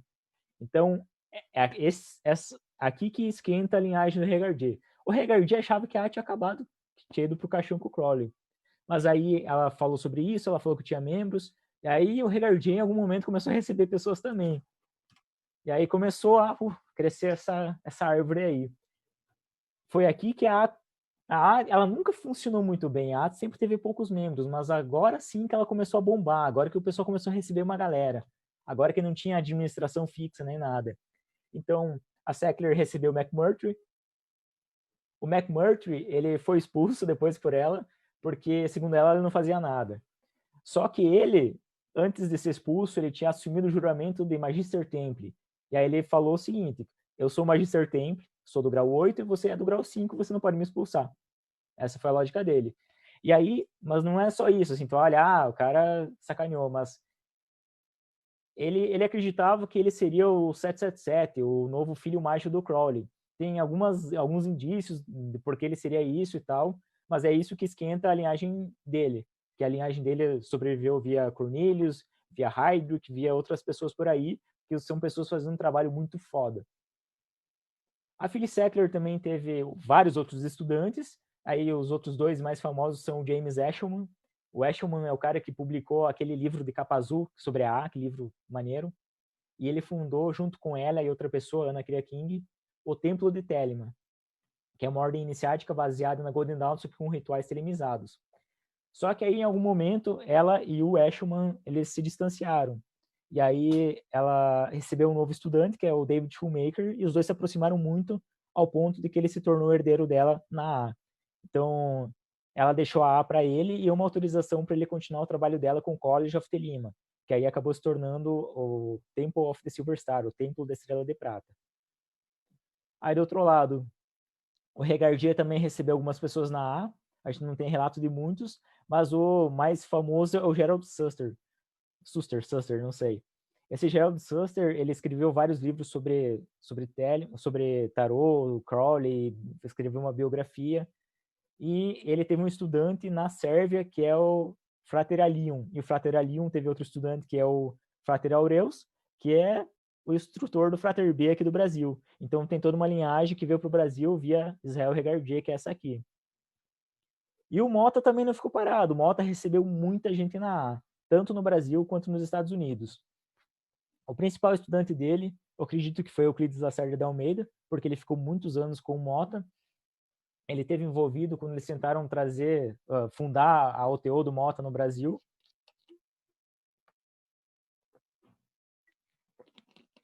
Só que aí chegou um ponto que os dois brigaram, também por besteira, por questão de um CNPJ que o Euclides foi registrar. Só que o Euclides, quando ele se distanciou do Mota, ele não parou. Ele procurou a Otto Tifoniano, ele começou a estudar naquela OTO lá e continuou recebendo pessoas na A. E aí ele fundou, na época, com o Mota, ele fundou a Sociedade 91 e mais tarde a Ordem dos Cavaleiros de Telema, que está aí até hoje. E aí o Euclides instruiu muita gente, dentre eles o Frater Keveif, que também recebeu muita gente, é um dos caras mais conhecidos aqui no Brasil nas linhagens. E nos Estados Unidos, o Mota também teve alguns alunos que continuaram, um deles foi o Gunter. O Gunter, ele teve com o Mota por 2 ou 3 anos, e mais tarde ele fundaria uma nova linhagem, que é a linhagem hoje reconhecida pela OTO californiana, não, pela OTO americana, que ele é o Frater V, no caso, tem o Frater V, VV e Sua, que eles têm uma tríade própria, e eles reivindicam que eles são a única e verdadeira A. Então eles não reconhecem ninguém fora eles. E aí tem toda uma treta por causa disso, porque tem gente, tipo, com a linhagem um pouquinho mais quente do que a deles, que convive com os outros e não dizem que são os únicos e verdadeiros, eles dizem isso. Aí, nossa, isso rola muita confusão na internet. E o Mota também teve outros estudantes, dentre eles o Ray Hughes. O Ray Hughes até hoje está ativo, sempre teve nunca foi desligado nem nada, e morou também com o Mota por algum tempo. Então ele teve instrução assim direta com o Mota. E é claro, teve uma porrada de gente, mas então o que aconteceu? A AA vingou depois que o Crowley morreu, que o Gardner morreu. Quando acabou a administração, a AA começou a prosperar. Agora, como é que eu sei qual linhagem dessas aqui é válida, qual que não é? Como é que eu julgo isso? Eu fiquei pensando nisso, aí eu criei alguns parâmetros, não sei se todo mundo vai concordar, mas é o seguinte. Primeira coisa, tem que seguir os documentos básicos. Se você não segue os juramentos e tarefas da A, se não segue Liber Gradum Montes Ab Agni, se não segue uma estrela à vista, o que tu está fazendo não é a A, é outra coisa, outra ordem, pode até mudar o nome. Então, para mim, esse é um critério. Segundo, tem que partir de Aleister Crowley. Qualquer pessoa pode comprar o livro do James Eshelman e começar a trabalhar o sistema da por conta própria. Mas você não pode ter certeza que o que você está fazendo é exatamente o que foi transmitido desde antigamente. Pode ser que você interprete um negócio completamente errado, eu não sei, né? Mas o que você tem pode ser uma reconstituição da A, mas não é a A. 3. O sênior vivo precisa ser pelo menos um Adeptus Minor. Por quê? Como eu falei lá no começo, se você chega ao grau de Adeptus Minor, você pode ser orientado pelo seu anjo e não precisa mais de instrutor. Agora, de probacionista a Adeptus Minor, você precisa de orientação de alguém, carne e osso. Então, se você tem uma linhagem que não tem um Adeptus Minor, acabou a linhagem. Como é que alguém vai te ensinar como chegar até o anjo se ninguém mais chegou? É claro, qualquer pessoa consegue fazer isso do zero, trabalhar por conta própria, mas é difícil de eu confiar e reconhecer na sua consecução se ninguém teve ela, foi lá e aprovou. 4. Graus têm que ser confirmados pelo superior. Por exemplo, não adianta eu falar, eu sou um Adeptus Minor, mas meu instrutor diz, não, você não é, você não fez o teu trabalho, você não consegue nem sentar uma hora em Azan. Então, tem que ter o reconhecimento, que acho que é um dos principais pontos da ATA. É alguém que fica validando o teu progresso, dizendo, não, você está se iludindo, não, faz mais isso, faz mais aquilo. E, por fim, não deveria ter saltos de graus, porque, por exemplo, o Germer. O Germer, ele era um Adeptus Minor, era um Magister Templi, mas quando ele recebeu o Mota, ele não conseguia instruir o Mota no ritual do pentagrama, porque ele não passou por aquele grau, ele pulou. Então eu entendo que para transmitir o sistema como um todo, tem que ter esse progresso gradual. Tem que chegar para o bastionista, neófitos, zelator, práticos, e assim por diante. Mas nem sempre é o caso. E agora, o grande problema. Qual é a linhagem que atende esses requisitos? Quase todo mundo passou pelo Karl Germer. Então, beleza. Eu vou pegar o próprio Karl Germer. Vamos ver se ele se encaixa. Segue os documentos básicos. Beleza. Partiu da Aleister Crowley. Sim. Era pelo menos Adeptus Minor. Sim. Graus confirmados. Sim. Saltos de grau. Infelizmente, ele não tinha todo o preparo dos graus. Beleza, vou pegar outro. Jane Wolfe. Siga os documentos básicos. Sim. Partiu do Crowley. Sim. Era Adeptus Minor? Não. Ela era, acho que era Zelator. E aí, novamente, já não tem uma linhagem válida. Pega o Mota. Segue os documentos? Sim. Partiu da Aleister Crowley? Sim. Crowley, Germer, Mota. Ok. Sênior vivo precisa ser Adeptus Minor. Ele falou que era um Adeptus Major, mas... Beleza, era um Adeptus Major, atende. Graus confirmados, não. O Germer disse que ele era um Zelator. O último grau dele reconhecido foi de Zelator. Saltos de graus, novamente teve, porque ele, mesmo que o Germer tivesse reconhecido, ele foi Neófitos, Zelator e Adeptus Major. Novamente, tem esse gap de instrução. Como é que ele instruiu alguém sobre Liber Iode, Liber Turris Vel Domus Dei? Ele não passou por isso, nem o instrutor dele, então, novamente, tem um problema aqui. Phyllis Seckler, mesma coisa. Segue os documentos? Sim. Partiu da Aleister Crowley? Sim. Crowley, Wolfe e Phyllis, ok. Adeptus Minor, sim. Graus confirmados, sim. Saltos de grau, infelizmente ela também foi lá de probacionista, Adeptus Minor. Então, será que a morreu? Não tem mecanismo de sucessão. O último líder não deixou um testamento claro. Não tem ninguém que sobreviveu que passou por todos os graus etapa a etapa. Então, ela acabou? será que a AA morreu? Essa que é a ideia, assim, o sistema da AA que existe hoje, ele é uma reconstrução. Infelizmente chegou um ponto que as pessoas tiveram que reconstruir, não tinha mais alguém vivo para dizer, pô, como é que eu faço o Mahasati Patana? Não tinha. Então as pessoas tiveram que estudar por conta própria, obter os resultados. Só que aí, beleza, pode ser que a AA, no papel, no documento, ela acabou, ela morreu. Só que ela tá bombando hoje em dia. Hoje em dia tem o mesmo problema que antigamente, tem muita gente para pouco neófito. Eu ouço relatos das portarias por aí, da portaria, por exemplo, do pessoal do Calem, não, mas de pessoas que estão no Calem que também são da AA, portarias do exterior, e simplesmente é muita gente para pouco instrutor. Tem muita gente trabalhando. Nossa, tipo, na época do Crowley, lá tinha 5 pessoas aptas a receber instruídos. Hoje, cara, acho que eu conheço pessoalmente mais de 10. Isso que eu moro aqui no interior. E eu conheci pessoalmente mais de 10. Então tem muita gente na A. Então, eu acredito que hoje ela prospera muito mais do que prosperou na época do Crowley. A A hoje está melhor do que foi. Então, basicamente seria isso que eu queria falar. Alguém quiser saber mais sobre a história, eu recomendo então no Radinu, que tem alguns artigos traduzidos sobre a história da A. Telema.dev, eu faço um estudo um pouquinho mais detalhado, digamos, só do Mota, só do design de hobby, só sobre linhagens, etc. Tem esse site Astrum Argente 1, tem um E aqui, que ele tem a biografia de vários membros, então é bem interessante. E livros, eu recomendo o Perdurado, que é a biografia do Crowley, definitiva, a melhor de todas. O The Unknown God, que é a biografia do Wilfred Smith, que fala de todos os membros da loja Agape, então é bem legal para saber o que aconteceu depois que o Crowley morreu. Tem essa outra coletânea de cartas do Carl Germer, que tem todas as cartas trocadas entre ele, a Wolf a maioria das cartas trocadas entre ele, a Wolf e a Sacker. Então tem muitas coisas importantes sobre a instrução, sobre o anjo. É legal como ele ficou 10 anos instruindo ela sobre o anjo, falando das nuances do conhecimento e conversação. E tem esse In the Name of the Beast, que é a biografia do McMurtry, em 2 volumes, que conta o que aconteceu na linhagem dele também e como a OTO foi reconstruída, que é muito interessante. Então, seria isso. Desculpa se foi muito longo aí. Agora, se me derem um minutinho para ir no banheiro, depois eu volto para a pergunta. Vai no banheiro, amigo. Vai lá, a gente segura aqui. Por favor. Muito bom. Vai lá, Alanzinho, que aí a gente vai reagrupando aqui. Agora a gente vai esperar o Alan retornar para ver as perguntas que a gente anotou aí no meio da live. Que eu tô com um bloquinho de notas aqui cheio de perguntas. E esperar o retorno dele pra gente brincar um pouquinho. A live vai estar disponível no Facebook e eu tô gravando aqui no meu computador. E essa palestra já foi dada antes, existe também uma gravação prévia dessa palestra que vai ser também divulgada assim que tiver tudo ok.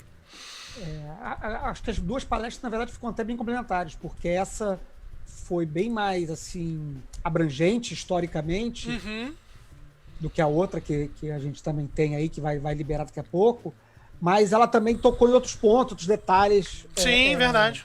Acho que as 2 palestras, embora bem parecidas, né? Com 60%, 70% de redundância, elas têm umas diferenças que, para quem é interessado no assunto, claro, vai valer a pena depois ver os 2. Comparar, né?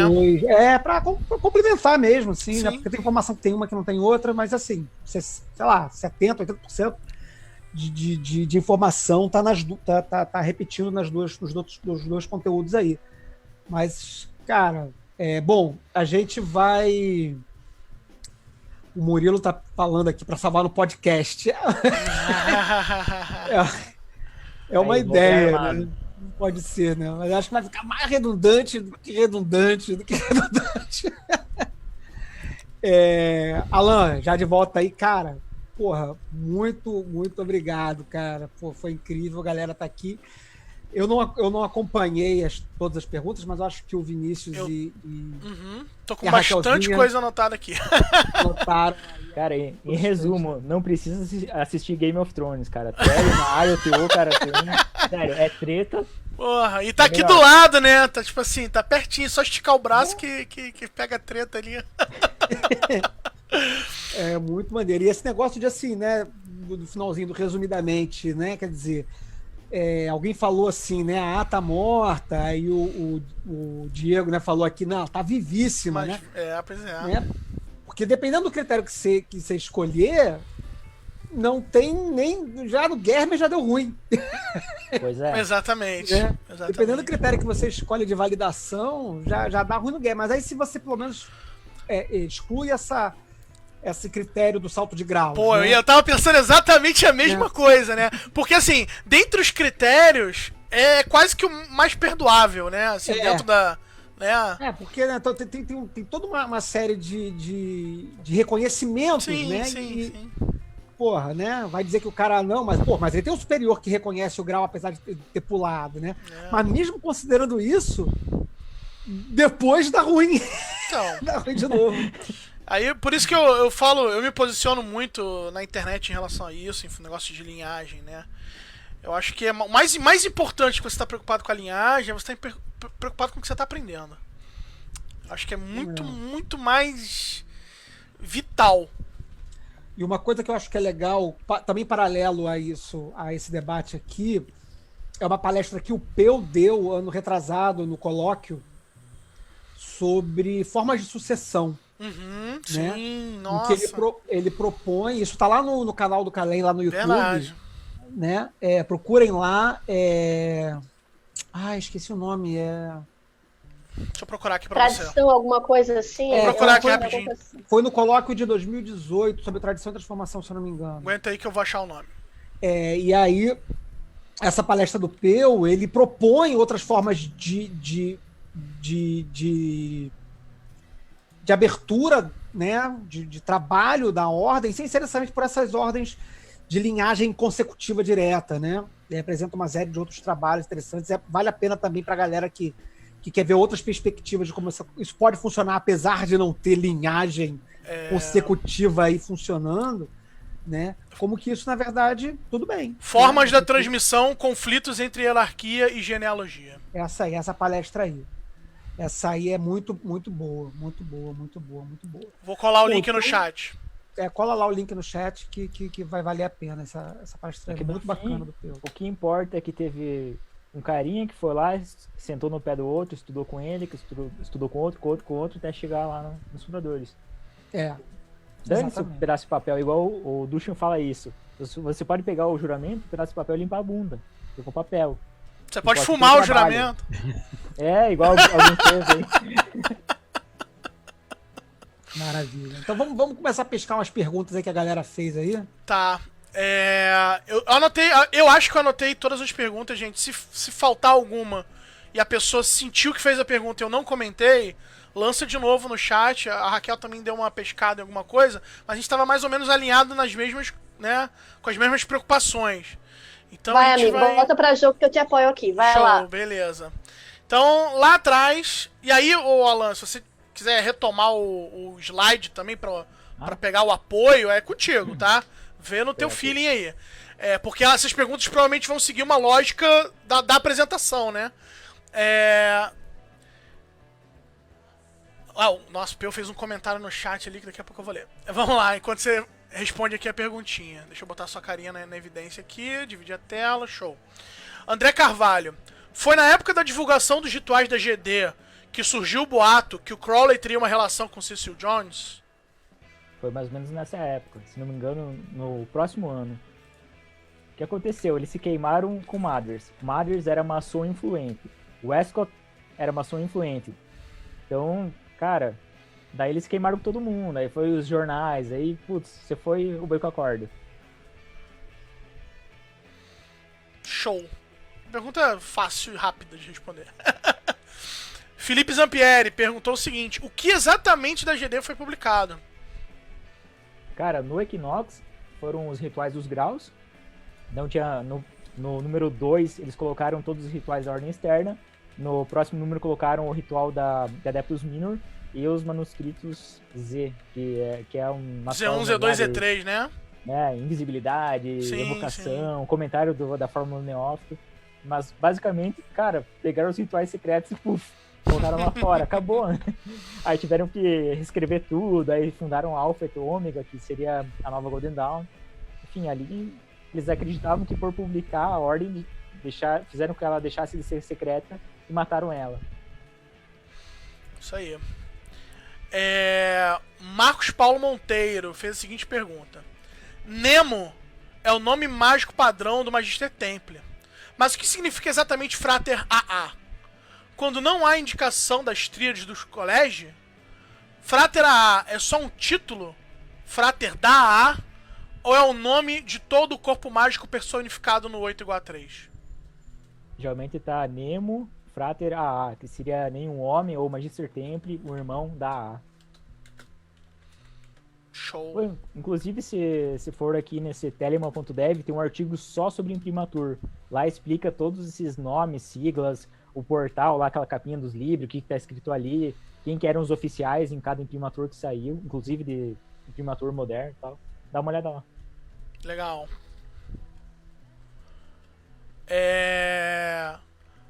Felipe lançou a pergunta aqui agora. Pode crer, teve alguma reação da GD às publicações? Teve, a GD acabou.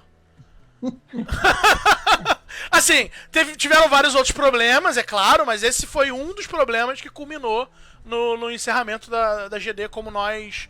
Da GD histórica, né? Voltando aqui pra listinha. André Carvalho. Esses 2 volumes do Equinox, o 3.1 perdido e o 3.2 não publicado, eles vivem em algum lugar? Eles existem de alguma maneira?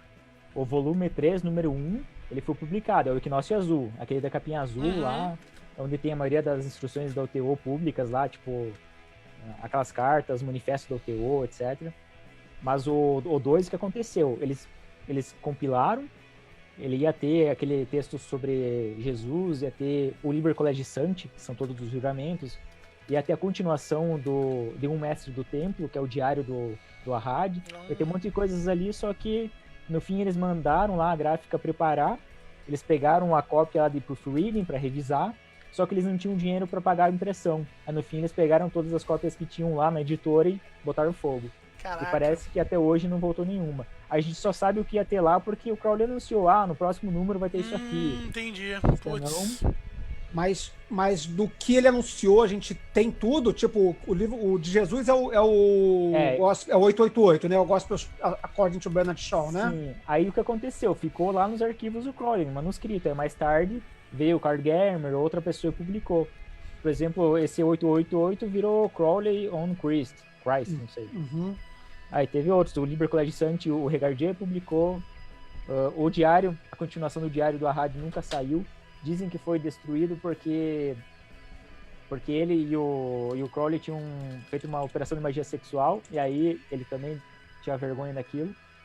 O Ahad, no caso, tinha vergonha daquilo e destruiu. Mas, algumas coisinhas acabaram saindo. Liber Triggermaton também saiu. Pô, aquela fotinha do Ahad é um tesão, cara. Com aquele dedinho de lado assim, porra. Vamos lá.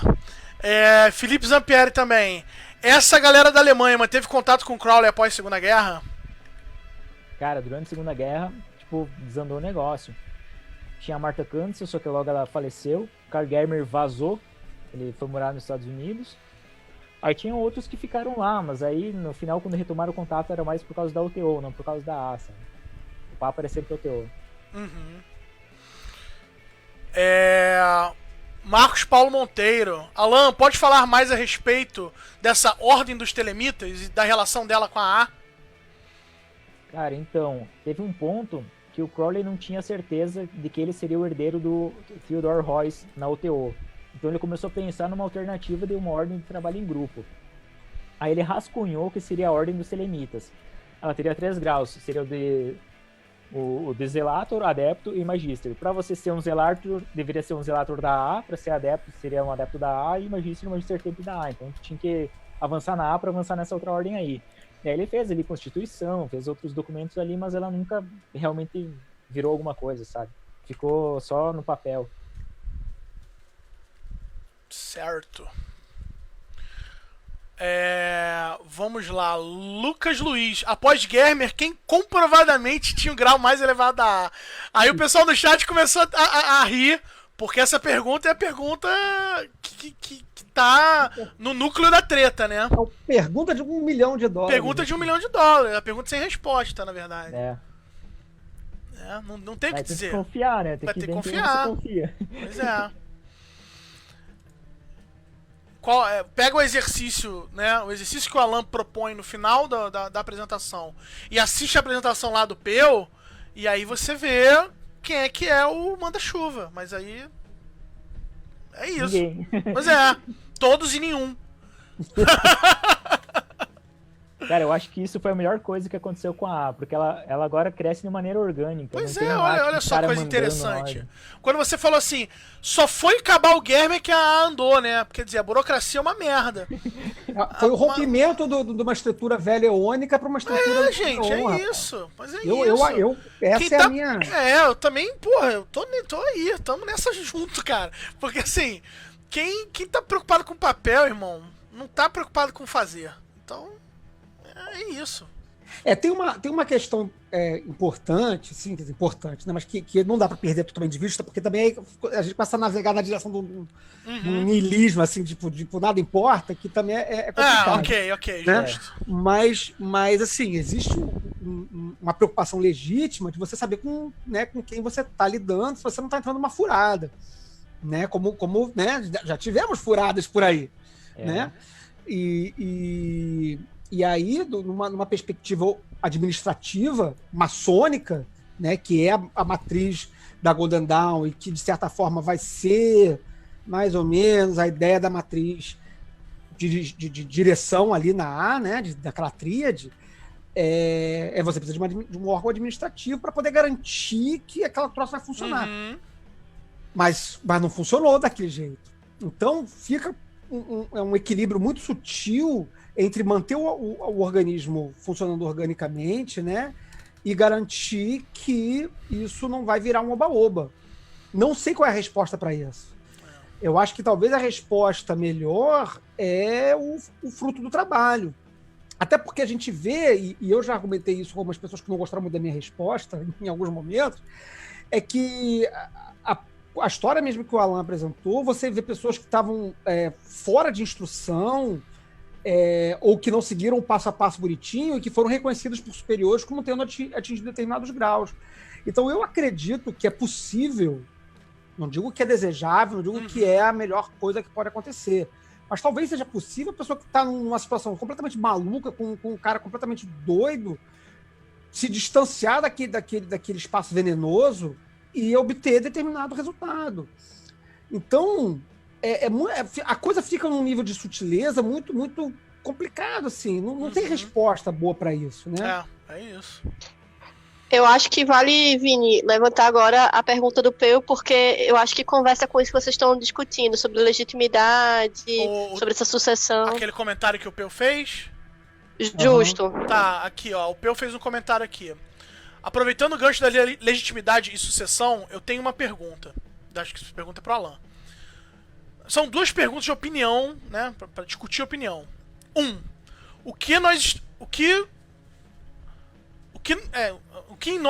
De como nós estamos impedidos de fazer por razão de não saber qual é a sucessão legítima, né? O que nos impede, né? É o que nós estamos impedidos de fazer, né? E a segunda pergunta: o que nós estaremos habilitados a fazer quando finalmente soubermos quem é a sucessão legítima? Essa pergunta do Peu pois maravilhosamente pegadinha, porque, porra, né? A resposta é fácil até, né? Pois é. Nada e tudo é a resposta. Não, assim... O que nos impede? Nada. O que estamos habilitados? Tudo. Não, assim, o que nos impede... Agora, aí vai gerar uma discussão incrível. Nada, não tem nada impedindo, né? O fato de não ter sucessão legítima não está impedindo a gente fazer nada, né? Eu acho que essa é a resposta. Acho que essa é a resposta também. E que parece que o trabalho comprova isso, né? E o que poderemos fazer se um dia a gente descobrir? Nada mais do que a gente já está fazendo hoje. Isso. É a minha resposta da minha opinião, já que ele perguntou opinião, né? Né? Collected opinions of pessoas... Cara, eu vou pegar aquela linhagem que diz que é a única autêntica. Quem tá lá dentro acha que eles são os caras, que o que eles têm é o conhecimento mais puro possível e tá lá feliz. quem tá de fora acha que eles estão viajando na maionese e tá trabalhando e tá feliz também. Então, Pois é. não importa. Já acontece, né? Assim, o máximo do absurdo que pode acontecer é alguém chegar e tirar uma carta do além e alguém verificar que essa carta é verdadeira dizendo a parada.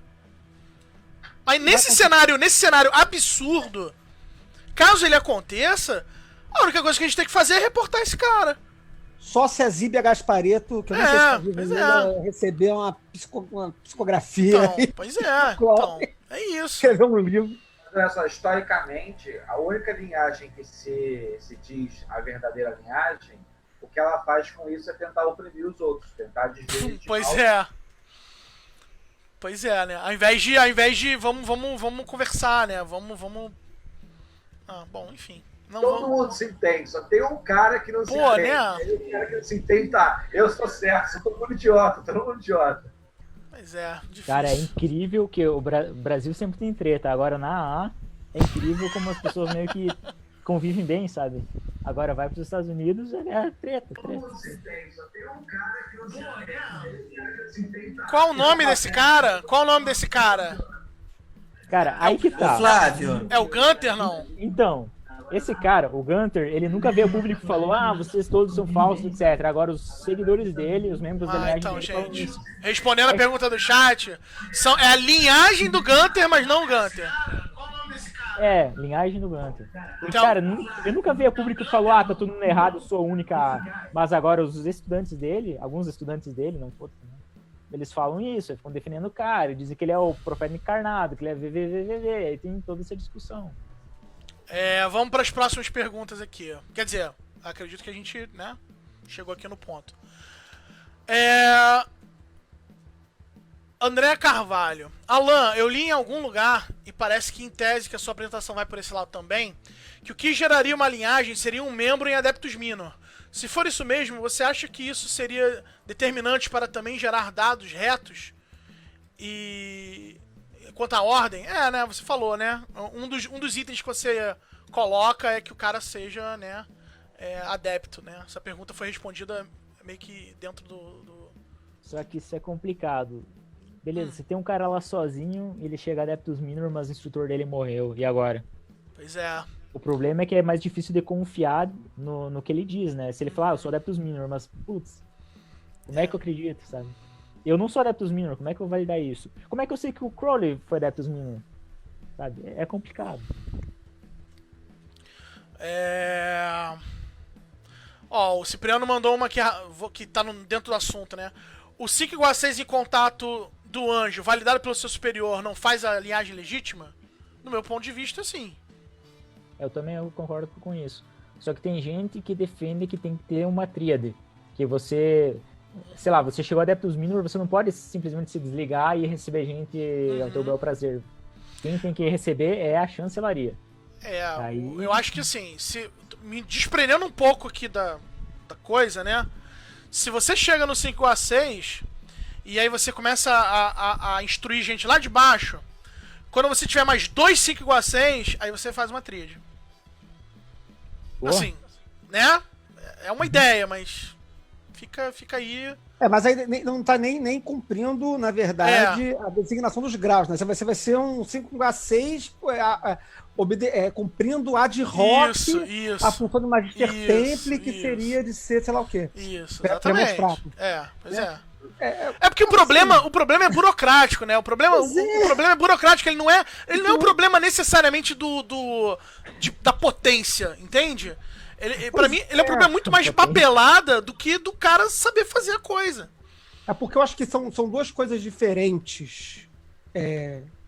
Porque a gente pensa em ordem AA, e aí já dá um problema que tem gente que diz que a AA, por exemplo, não é ordem, é fraternidade, né? Mas quem pensa em AA como ordem, vai pensar em AA como ordem e vai ter que estabelecer uma funçãozinha, uma casinha né, para a ordem funcionar hierarquicamente, sei lá.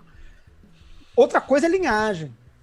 Né? Supostamente, se a AA é uma ordem, supostamente, não estou dizendo que é, mas se supostamente a AA é uma ordem, ela vai ter uma casinha lá em cima com uma tríade controlando a parada lá, como Premonstrator e etc., Imperator e Chanceler, e aí ela teria suas estruturas para baixo, né, suas linhagens.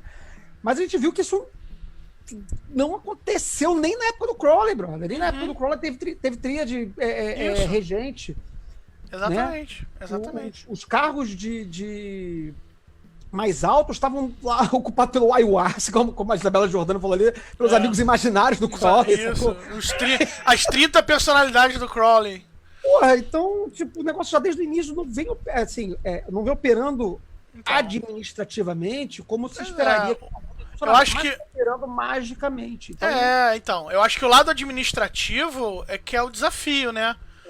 Que imagina uma A ideal, aí pronto, aí sim. Aí quando você bota o ideal no final, aí pronto. Mas aí é que nem papo de verdadeira A, e pronto, então. Aí, pois aí fodeu. Pois é. Aí a gente vai pra lugar nenhum. Aí a gente vai voltar pro mesmo problema do início. Vamos. E que aquela porra vai ter 2 Elator, práticos e ninguém mais. E acabou. E 300 probacionistas que não tá tendo instrução nenhuma. Isso. Não precisa ir muito longe. A treta da Golden Dawn sobre legitimidade ou não mora num lugar muito parecido. Exatamente. Sobre quem que é verdadeiro ou não, Isso. se a instrução é verdadeira ou não. Isso. Golden Dawn virou um negócio que, né... Tem a galera lá do Mothers, né? Que foi, acho que pra, sei lá, Austrália, não sei, né? Fez Alpha et Ômega. Nova Zelândia. Nova Zelândia, né? Os Zaliuski. Não, mas o Zaliuski, ele não é... Ele é da galera do Mothers? Ele é da Alpha et Ômega? Porque a galera do Mothers, que se eu não me engano, anuncia que tem rituais originais, secretos, que não foram divulgados, era a galera meio que descendeu do Mothers ali. Eu acho que foi na Austrália, mas eu não tenho certeza. Mas isso foda-se, tem Golden Dawn pra caramba aí, né? Tem Cícero, tem Zaliuski. Eu não falo do Griffin, porque pra mim é do Griffin. Eu não... Ninguém gosta do Griffin. Ninguém gosta do Griffin, só ele. Mas enfim, vamos seguir. Cara, eu tive uma ideia. Ele podia fazer o seguinte esquema. Cada linhagem que existe hoje, coloca lá os 3 cargos, faz uma potência. Aí faz a grande loja unida.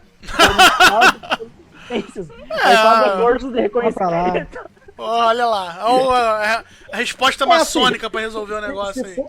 Porque assim, a gente hoje tem, com exceção do Gunter, a gente hoje tem as cabeças das linhagens, então tem o Shoemaker, tem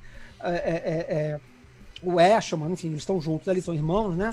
Mas o Alien e tal, essa galera tá conversando. Eles se reconhecem mutuamente. Isso. Se você sabe quem são as personalidades civis desses motos, eles estão todos no Facebook, lá no grupo gringo da Telegram e da ACE se falando, você vê que eles estão lá se falando. Às vezes rola uma treta, aí o Cornelius vai lá e reclama, e aí vem o outro e treta também, mas eles mesmo que se reconhecem mutuamente. Né? Só quem não gosta de brincar no parquinho da galera é o Gunter, né? Isso aí. Então você precisa oficializar essa porra em Oriente. Olha só. De loja unida da A. Bobagem, eu acho bobagem. A gente está olhando para essa coisa quase como burocrática, assim. Se você não tem uma legitimidade, aquilo que você está fazendo não vale. Mas se a gente pensar como uma família mesmo, que tem anos, aí você fala assim, ó, a galera do tio fulano, eles nem são parentes, porque eles não prestam. É isso aí. Tudo, ainda é parente, sabe? Ainda vai todo mundo se juntar na mesma festa. Isso aí. O Peu não tá aqui na conferência, né? Ele tá offline, mas é a proposta da palestra dele lá. Que isso, exatamente. Chat, lá da genealogia e tradição lá. Você vê a coisa não hierarquicamente descendente, mas como uma família. Ó, a Mariana botou aqui no nosso chat privado que ele tá aqui, só que ele tá nas sombras. Ele é o nosso atual mestre secreto. Isso. Vamos seguir aqui. Marcos Paulo Monteiro. Uma pergunta. Mota dizer que ele, quando disse é a besta, que ele é o sacerdote príncipe, etc., não é de certa forma verdade? Exceto talvez dizer que era o superior do Guermer? Cara, não sei. Quem poderia avaliar isso é o instrutor dele. Mas assim, eu não quero desmerecer o Mota. Eu acho ele muito foda. Só não tem como avaliar isso. Como é que eu vou avaliar isso? O instrutor dele tem que ver, né? A que serve responder essa pergunta, sabe? A quem essa resposta vai contemplar de alguma forma e vai ser verdadeira essa resposta? Eu acho que só pro Mota que já morreu. Pois é. Eu tenho uma visão muito particular sobre isso. Então, quem quiser conversar comigo depois sobre isso, eu até converso. Mas que é o seguinte: a partir do momento que você pega o livro da lei, você é o príncipe sacerdote e a besta. Ih, rapaz, fodeu. Pronto, é isso. Eu concordo. Essa é a minha visão. Que nem no nosso papo lá no Foco de Pestilência do Libertave, né? Que tá escrito lá que todo mundo é neófito, né? Não tem negócio de probacionista no Libertave. E aí fala que 00 é neófito. Então todo mundo tá todo mundo reconhecido. Meu áudio tá alto? Desculpa, gente, eu falo alto. Sorry. Vamos seguir. Vou tentar falar mais baixo. Mas é foda, falando no Mota. Olha, tipo, qual que é a nossa treta com ele? Ele era arrogante, às vezes ele brigava com as pessoas por nada. Ele era um pouco paranoico, tipo, expulsava as pessoas porque achava que era um traidor, ou que, sei lá, não atendia a expectativa dele. Mas olha o que esse cara fez. Cara, olha tudo que ele publicou, tudo que ele escreveu. Ele, cara, publicou no exterior. Época da ditadura, cara. Putz. E eu ainda tenho uma outra coisa pra falar. Quem era o Crowley também? Né? Se a gente comparar as duas figuras. Pois é. E assim, também tem o próprio McMurtry, né? Sim. Se você for pensar, sair um pouquinho do foco do modo, for olhar pro McMurtry, tipo, ele meteu lá o caô, boy lixo total lá, falou um monte de merda, falou, olha só, eu sou foda, e deu a volta no sentido do grau, né? Deu a volta lá na Phyllis Sackler. E a Phyllis Sackler não, oh meu Deus, Phyllis Sackler? Eu perdi agora. Sorry, Meral. Na Meral, na Sackler mesmo. Mas o trabalho que ele tá que a descendência dele produz aí, porra, não é? Porra, as publicações do Cornelius são incríveis. Entendeu? Então, assim, vai invalidar o trabalho do cara porque ele meteu louco. Pode até ter metido louco, mas os frutos são bons. Então, todo mundo aí tem uma história de um monte de gente metendo louco, mas que tem frutos positivos depois, né? É porque meter o louco faz parte. Negócio de telemita metendo louco é assim mesmo. Pode ser. Cara, eu tinha um preconceito com o McMurtry, porque eu só conhecia essa parte da história. O cara foi lá, assumiu o juramento e tal. Mas, cara, eu fui ler a biografia dele, o cara trabalhou pra caralho por Telemann, pela UTO, foi lá, estudou ao pé do Crowley, conversou, era amigo do Crowley. Cara, tipo, ele trabalhou muito, foi muito ativo. Ele teve a ideia, por exemplo, de fundar o College of Telema. Ele queria uma faculdade para telemitas, porque ele trabalhava numa faculdade e ele, tipo, gostava daquilo. Ele começou a fazer um mestrado, tudo. Aliás, concluiu o mestrado, inclusive. O cara era muito foda. O que aconteceu quando ele teve essa bendita dessa doença, dessa narcolepsia, e aí que, né, ele não foi mais tão produtivo, ele virou alcoólatra, ele conseguiram reconstruir o TO, mas aí, tipo, né, tem casos, por exemplo, que parava o ritual na metade porque tava muito bêbado, coisas assim. Mas o que ele fez antes disso, cara, ele teve um período muito produtivo, cara. Eu não sei, eu não posso condenar ele, sabe? E olha os estudantes dele que fazem, né? Olha o Heydrich, olha o Cornelius, olha os estudantes dos estudantes dele, os netinhos. Olha o Robert Flores. O Robert Flores é foda pra caralho. Sim, verdade. Max quer falar, pode falar, Max. Deixa eu só mandar um beijão aqui pro André Carvalho, Danilo e a Isabela e Bárbara aqui que estão no chat. Um abraço pra vocês. Eu queria fazer um exercício aqui de futurologia, que é o seguinte. A gente, pelo que o Alan mostrou, a gente tem esse histórico de linhagens todas com algum buraco em algum lugar. Isso aqui torna menos legítimo por causa disso. Essa aqui torna menos legítimo por causa disso. Várias coisas. E ninguém tá 100% puro aqui. Agora, será que isso é algo natural do sistema e as próximas linhagens, nas próximas décadas, também vão sofrer essas rupturas para manter a coisa permanentemente viva? Ou se o futuro das linhagens é se tornar cada vez mais sólido e cada vez mais supostamente legítimo com legado para frente? Então. Acho que o ponto é esse, né? Eu não aposto numa solidificação, não. Eu aposto cada vez mais numa coisa mais fluida. E eu vou dar o caô master aqui de que talvez em 200 anos, sei lá, menos ou mais, sei lá, esse papo de Telemann nem vai existir.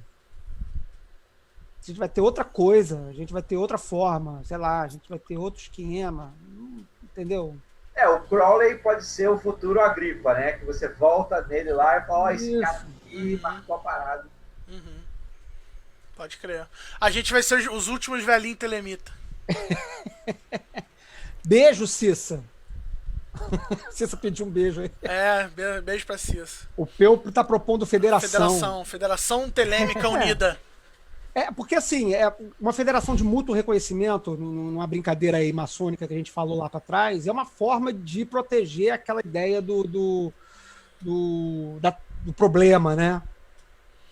De cair numa roubada, né? Mas uma federação não impede que outra federação exista. Você só não reconhece que aquela outra federação existe. Né? Enfim, é um problema para os telemitas do futuro. É isso aí. Tem que levantar muito telemita ainda para resolver esse problema. Tem pouco telemita para resolver isso aí. Vamos lá, gente. Próxima pergunta. Lucas Luiz, uma dúvida. Se Regardia não chegou a neófito, como ele poderia receber os outros indivíduos na A? Não questionando a qualidade de linhagem, que por sinal faz um trabalho maravilhoso. A gente já falou disso um pouquinho, mas fala aí, Alan. Eu vou entrar em detalhes então. Regardia. Ele estudou lá com o Crowley, morou com ele, participou de alguns rituais com ele. Teve acesso a todo o material dele, manuscritos, coisas que nunca tinham sido publicadas. Só que ele, não sei se por ele nunca ter feito o trabalho não chegou a neófito, ou se foi uma formalidade que ele nunca fez. A Jane Wolfe, por exemplo, ela foi recebida ali em 1920 como probacionista, mas aí lá no ano 40, ou 39, 40, por ela foi pedir, eu queria receber estudantes, mas eu não sou neófito, posso receber? Aí o Crowley falou, não, você já é neófito faz muito tempo. Aí oficializou o negócio e pronto. Pode ter sido isso. O que aconteceu? Quando ele saiu dali, ele passou pela Golden Dawn, então mesma escola que o Crowley. Claro, não é a A, mas beleza. E por conta própria, ele diz que ele seguiu todas as tarefas da A. Ele tinha o Liber Colegi Sancti, era o único que tinha os juramentos e tarefas de todos os graus com ele. Embaixo do braço, né? Tava lá com ele lá. Aí ele seguiu tudo aquilo. Aí ele ele falou pro Eshelman, que o Eshelman falou já na internet isso, posso colocar o link depois, que ele decorou os livros sagrados de Telemann, né, os capítulos lá bonitinho. Diz que eles até fizeram um duelo, tipo, cada um recitava um versículo, o outro continuava e tal. E que o Regardier dizia que ele também tinha atingido o anjo. Então, o que acontece? Ninguém validou o progresso do Regardier, mas ele trabalhou por conta própria. Aí depois, anos 71, que a Amiral fala, eu acho que você é alguém que tá acima de mim na A, posso pedir ajuda pra você? É ali que esquentou. Mas assim, ele nunca chegou a neófito oficialmente. E aí, vai tu confiar ou não, né? Ele cai no quinto critério, né? Mas é legal, porque a gente tem o relato do progresso individual dele, mas a gente depois tem o reconhecimento de uma pessoa que tem uma sucessão legítima, Isso. que é Amiral. Né? Esquenta a então linhagem. ele é, como você diz, né? Ele é uma linhagem que esquenta. Porque até então você poderia dizer que ele era só um cara praticando o sistema e tendo lá seus resultados e tudo mais. Mas aí vem uma pessoa, se a gente for dar valor para esse negócio de linhagem, que é o grande desafio desse negócio, desse papo, e vem a Amiral e fala, não, olha só, eu acho que você tá acima de mim. Porra! Falou, tá falado. Falou, tá falado. Porra, Amiral tá dizendo? Picona das galáxias, a mulher fodona? Espetáculo. No caso, Bucetona das Galáxias. Porra, Bucetona das Galáxias, é incrível. Porra, não vai dizer que não sou. Tem um caso do Mota, do Euclides, parecido, né? O Euclides nega o grau de zelato, de neófito, e aí o Mota fala, não, tu é sim, porque eu tô dizendo que você é.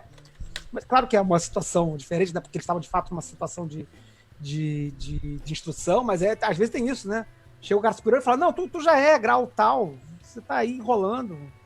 Papel que você precisa, toma um papel aqui, vai ser feliz. É papel que você quer? Então toma papel na sua cara. Vamos lá, a próxima pergunta é do Danilo Senna. Crowley não realizou o Bramelin completamente. Sabe-se que ele atingiu através daquilo que veio a ser o Liber Samec. Quais os passos básicos para essa consecução, além de executar programas como o Liber 8, a Viagem no Haiti, a Bramelin e o Samek. Caralho. Olha só. Cara, eu acho que ninguém chegou no anjo bonitinho certinho. Crowley, ele preparou lá, comprou o Boleskine, preparou tudo pra fazer o Bramelin, parou na metade.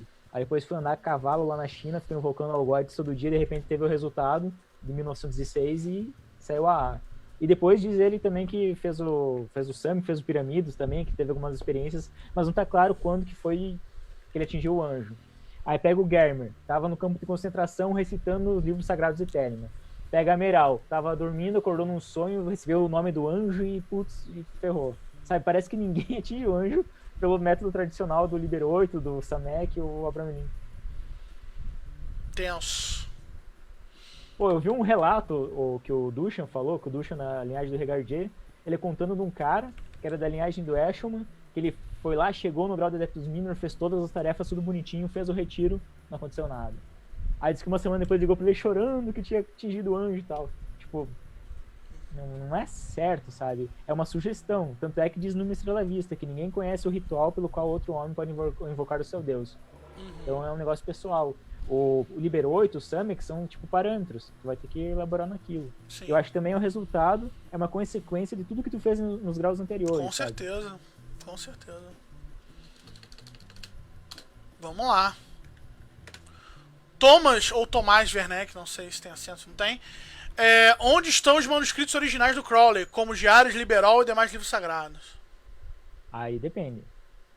O livro da lei, o manuscrito está com o OTO, que foi encontrado num sótão de uma casa umas 3 décadas atrás.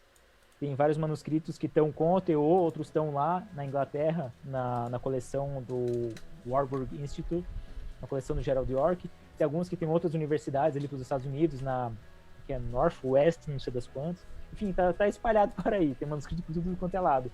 E tem coisas que foram destruídas e se perderam. E coisas que foram destruídas e se perderam, mas que alguém tinha feito uma cópia datilografada. Então tá tudo espalhado por aí. Mas, cara, tem muita coisa. Se for acompanhar, tem um grupo gringo que é Astrum Argentium, igual aqui, com o Ezinho. Se tu entrar lá no grupo, cara, volta e meia eles postam alguma coisa lá, uns prints de foto de manuscrito, coisa assim, dá uma olhada lá. Mas ainda tem alguma coisa. Agora, os outros livros sagrados, cara, eu não sei se sobreviveu. Eu só sei do livro da lei, os outros não sei. Daquelas 3 toneladas de material que foram para os Estados Unidos, você falou meio rápido na parte, mas a casa foi saqueada, não foi isso? Então, teve 3 saques. Quando morreu o Germer e ficou a Sasha sozinha, teve um grupo chamado The Solar Lodge, que eram os caras que eles acreditavam que eles tinham direito ao material, que eles eram uma nova UTO.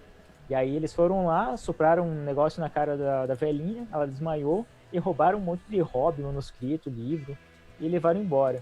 Aí o que aconteceu? Eles tinham um rancho nos Estados Unidos que pegou fogo, uma criança parece que botou fogo lá, e aí queimou tudo, sabe? Aí já se perdeu uma parte ali.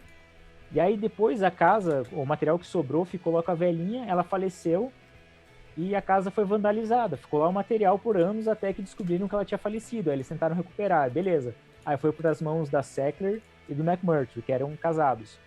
E aí a Sackler pegou e pagou por um lugar, aqueles... Como é que é o nome? Aqueles... Galpão, tipo... É tipo umas garagens que tu vai lá e enfia as coisas que tu quer, que é um lugar de armazenamento. Só que quando ela fez isso, ela não falou pra ele onde tava, porque ele tinha muito amigo assim que era meio suspeito, sabe? Os caras, tipo, não tinham emprego, tinha os caras que já eram meio suspeitos de ter roubado material de outras pessoas, porque não foi só esse material que foi roubado, o Regardier foi roubado, teve uma outra mulher que era do teu que também foi roubada, então ela tinha medo disso. E de um monte de gente estranha na casa deles e tal, pra beber com ele, usar droga e tal. E aí ela resolveu armazenar e não falar pra ele. Aí ficou anos ali até que ela finalmente devolveu o material pra ele. Só que quando devolveu, alguém já tinha entrado lá e saqueado mais ainda. Então teve 3 saques, aí tem coisas que sumiram. O livro da lei, por sorte, o que aconteceu? Ele sumiu num desses saques, provavelmente no primeiro. E aí anos mais tarde teve um cara que não era telemite, não era nada, e ele comprou uma casa.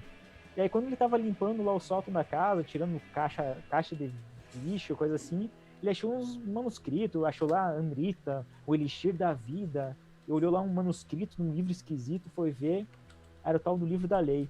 Aí ele sabia que ele tinha um amigo que era telemita, que era um membro da UTO e tal, que estudava Crowley, falou pro cara, e se eu te disser que eu tenho um manuscrito do livro da lei? Diz que o cara, nossa, quase morreu, quase desmaiou. Aí disse que ele deu o contato do McMurtry, da Sackler e do Regardier, né? Ele entrou em contato e tal, viu que eram pessoas boas. Aliás, McMurtry não, desculpa, isso foi depois. Ele entrou em contato com o Regardier falou, pô, tu pode segurar ou vender. O cara falou, não, eu quero dar pra OTO. Aí ele deu pra OTO e tá hoje, parece que com o William Breeze, isso aí. O manuscrito hoje tá com ele. História maravilhosa. Acharam o bagulho, que foi roubado, que sumiu e que todo o resto pegou fogo. É muita sorte. Galera, seguinte, eu tô com a programação aqui da Night e ficaram aqui algumas pouquíssimas perguntas sendo respondidas. A grande maioria delas a gente já passou mais ou menos pelo assunto. E a gente quer abrir o Zoom para que vocês venham pro lado de cá da brincadeira, atravessem o abismo aqui. Então, a gente vai publicar o link no evento. Eu acho que sim. Melhor, né? Uhum. Então, pessoal, olha, eu vou dar por encerrado aqui as perguntas. Peço desculpas pelas pouquíssimas perguntas que ficaram de fora. Mas, quem for dono da pergunta quiser entrar e perguntar aqui dentro, e a gente tiver abertura para responder, a gente vai responder. Kelzinha, lança lá. Ok, vou botar o link do nosso Zoom Então, lá no evento, tá, gente? A gente também vai botar aqui na live, porque, né, enfim, estão todos aqui. Mas a gente vai fechar a live, né? A live vai acabar. Então, né? pessoal, Isso. só pra deixar bem claro, eu vou encerrar a live e pra quem quiser brincar no Zoom, porque agora no Zoom é not safe for work. Até agora a gente tava sendo super acadêmico, né? Tentando não falar muitos palavrões e tudo mais, aquela coisa family friendly. Mas a partir de agora a gente vai entrar no modo pestilência. Aí o modo pestilência tá liberado tudo. Então, gente, quem está acompanhando pela live, quem está acompanhando só a parte acadêmica e quiser se ausentar, a hora é essa, vou encerrar a live no Facebook. Fiquem de olho no evento para quem quiser continuar o bate-papo pelo Zoom. E a gente vai ficar aqui ouvindo música e falando besteira a noite toda. Então, um salve pra todos. Até daqui a 5 segundos. 93. 93 para todos. 93. Tá aberto o bar.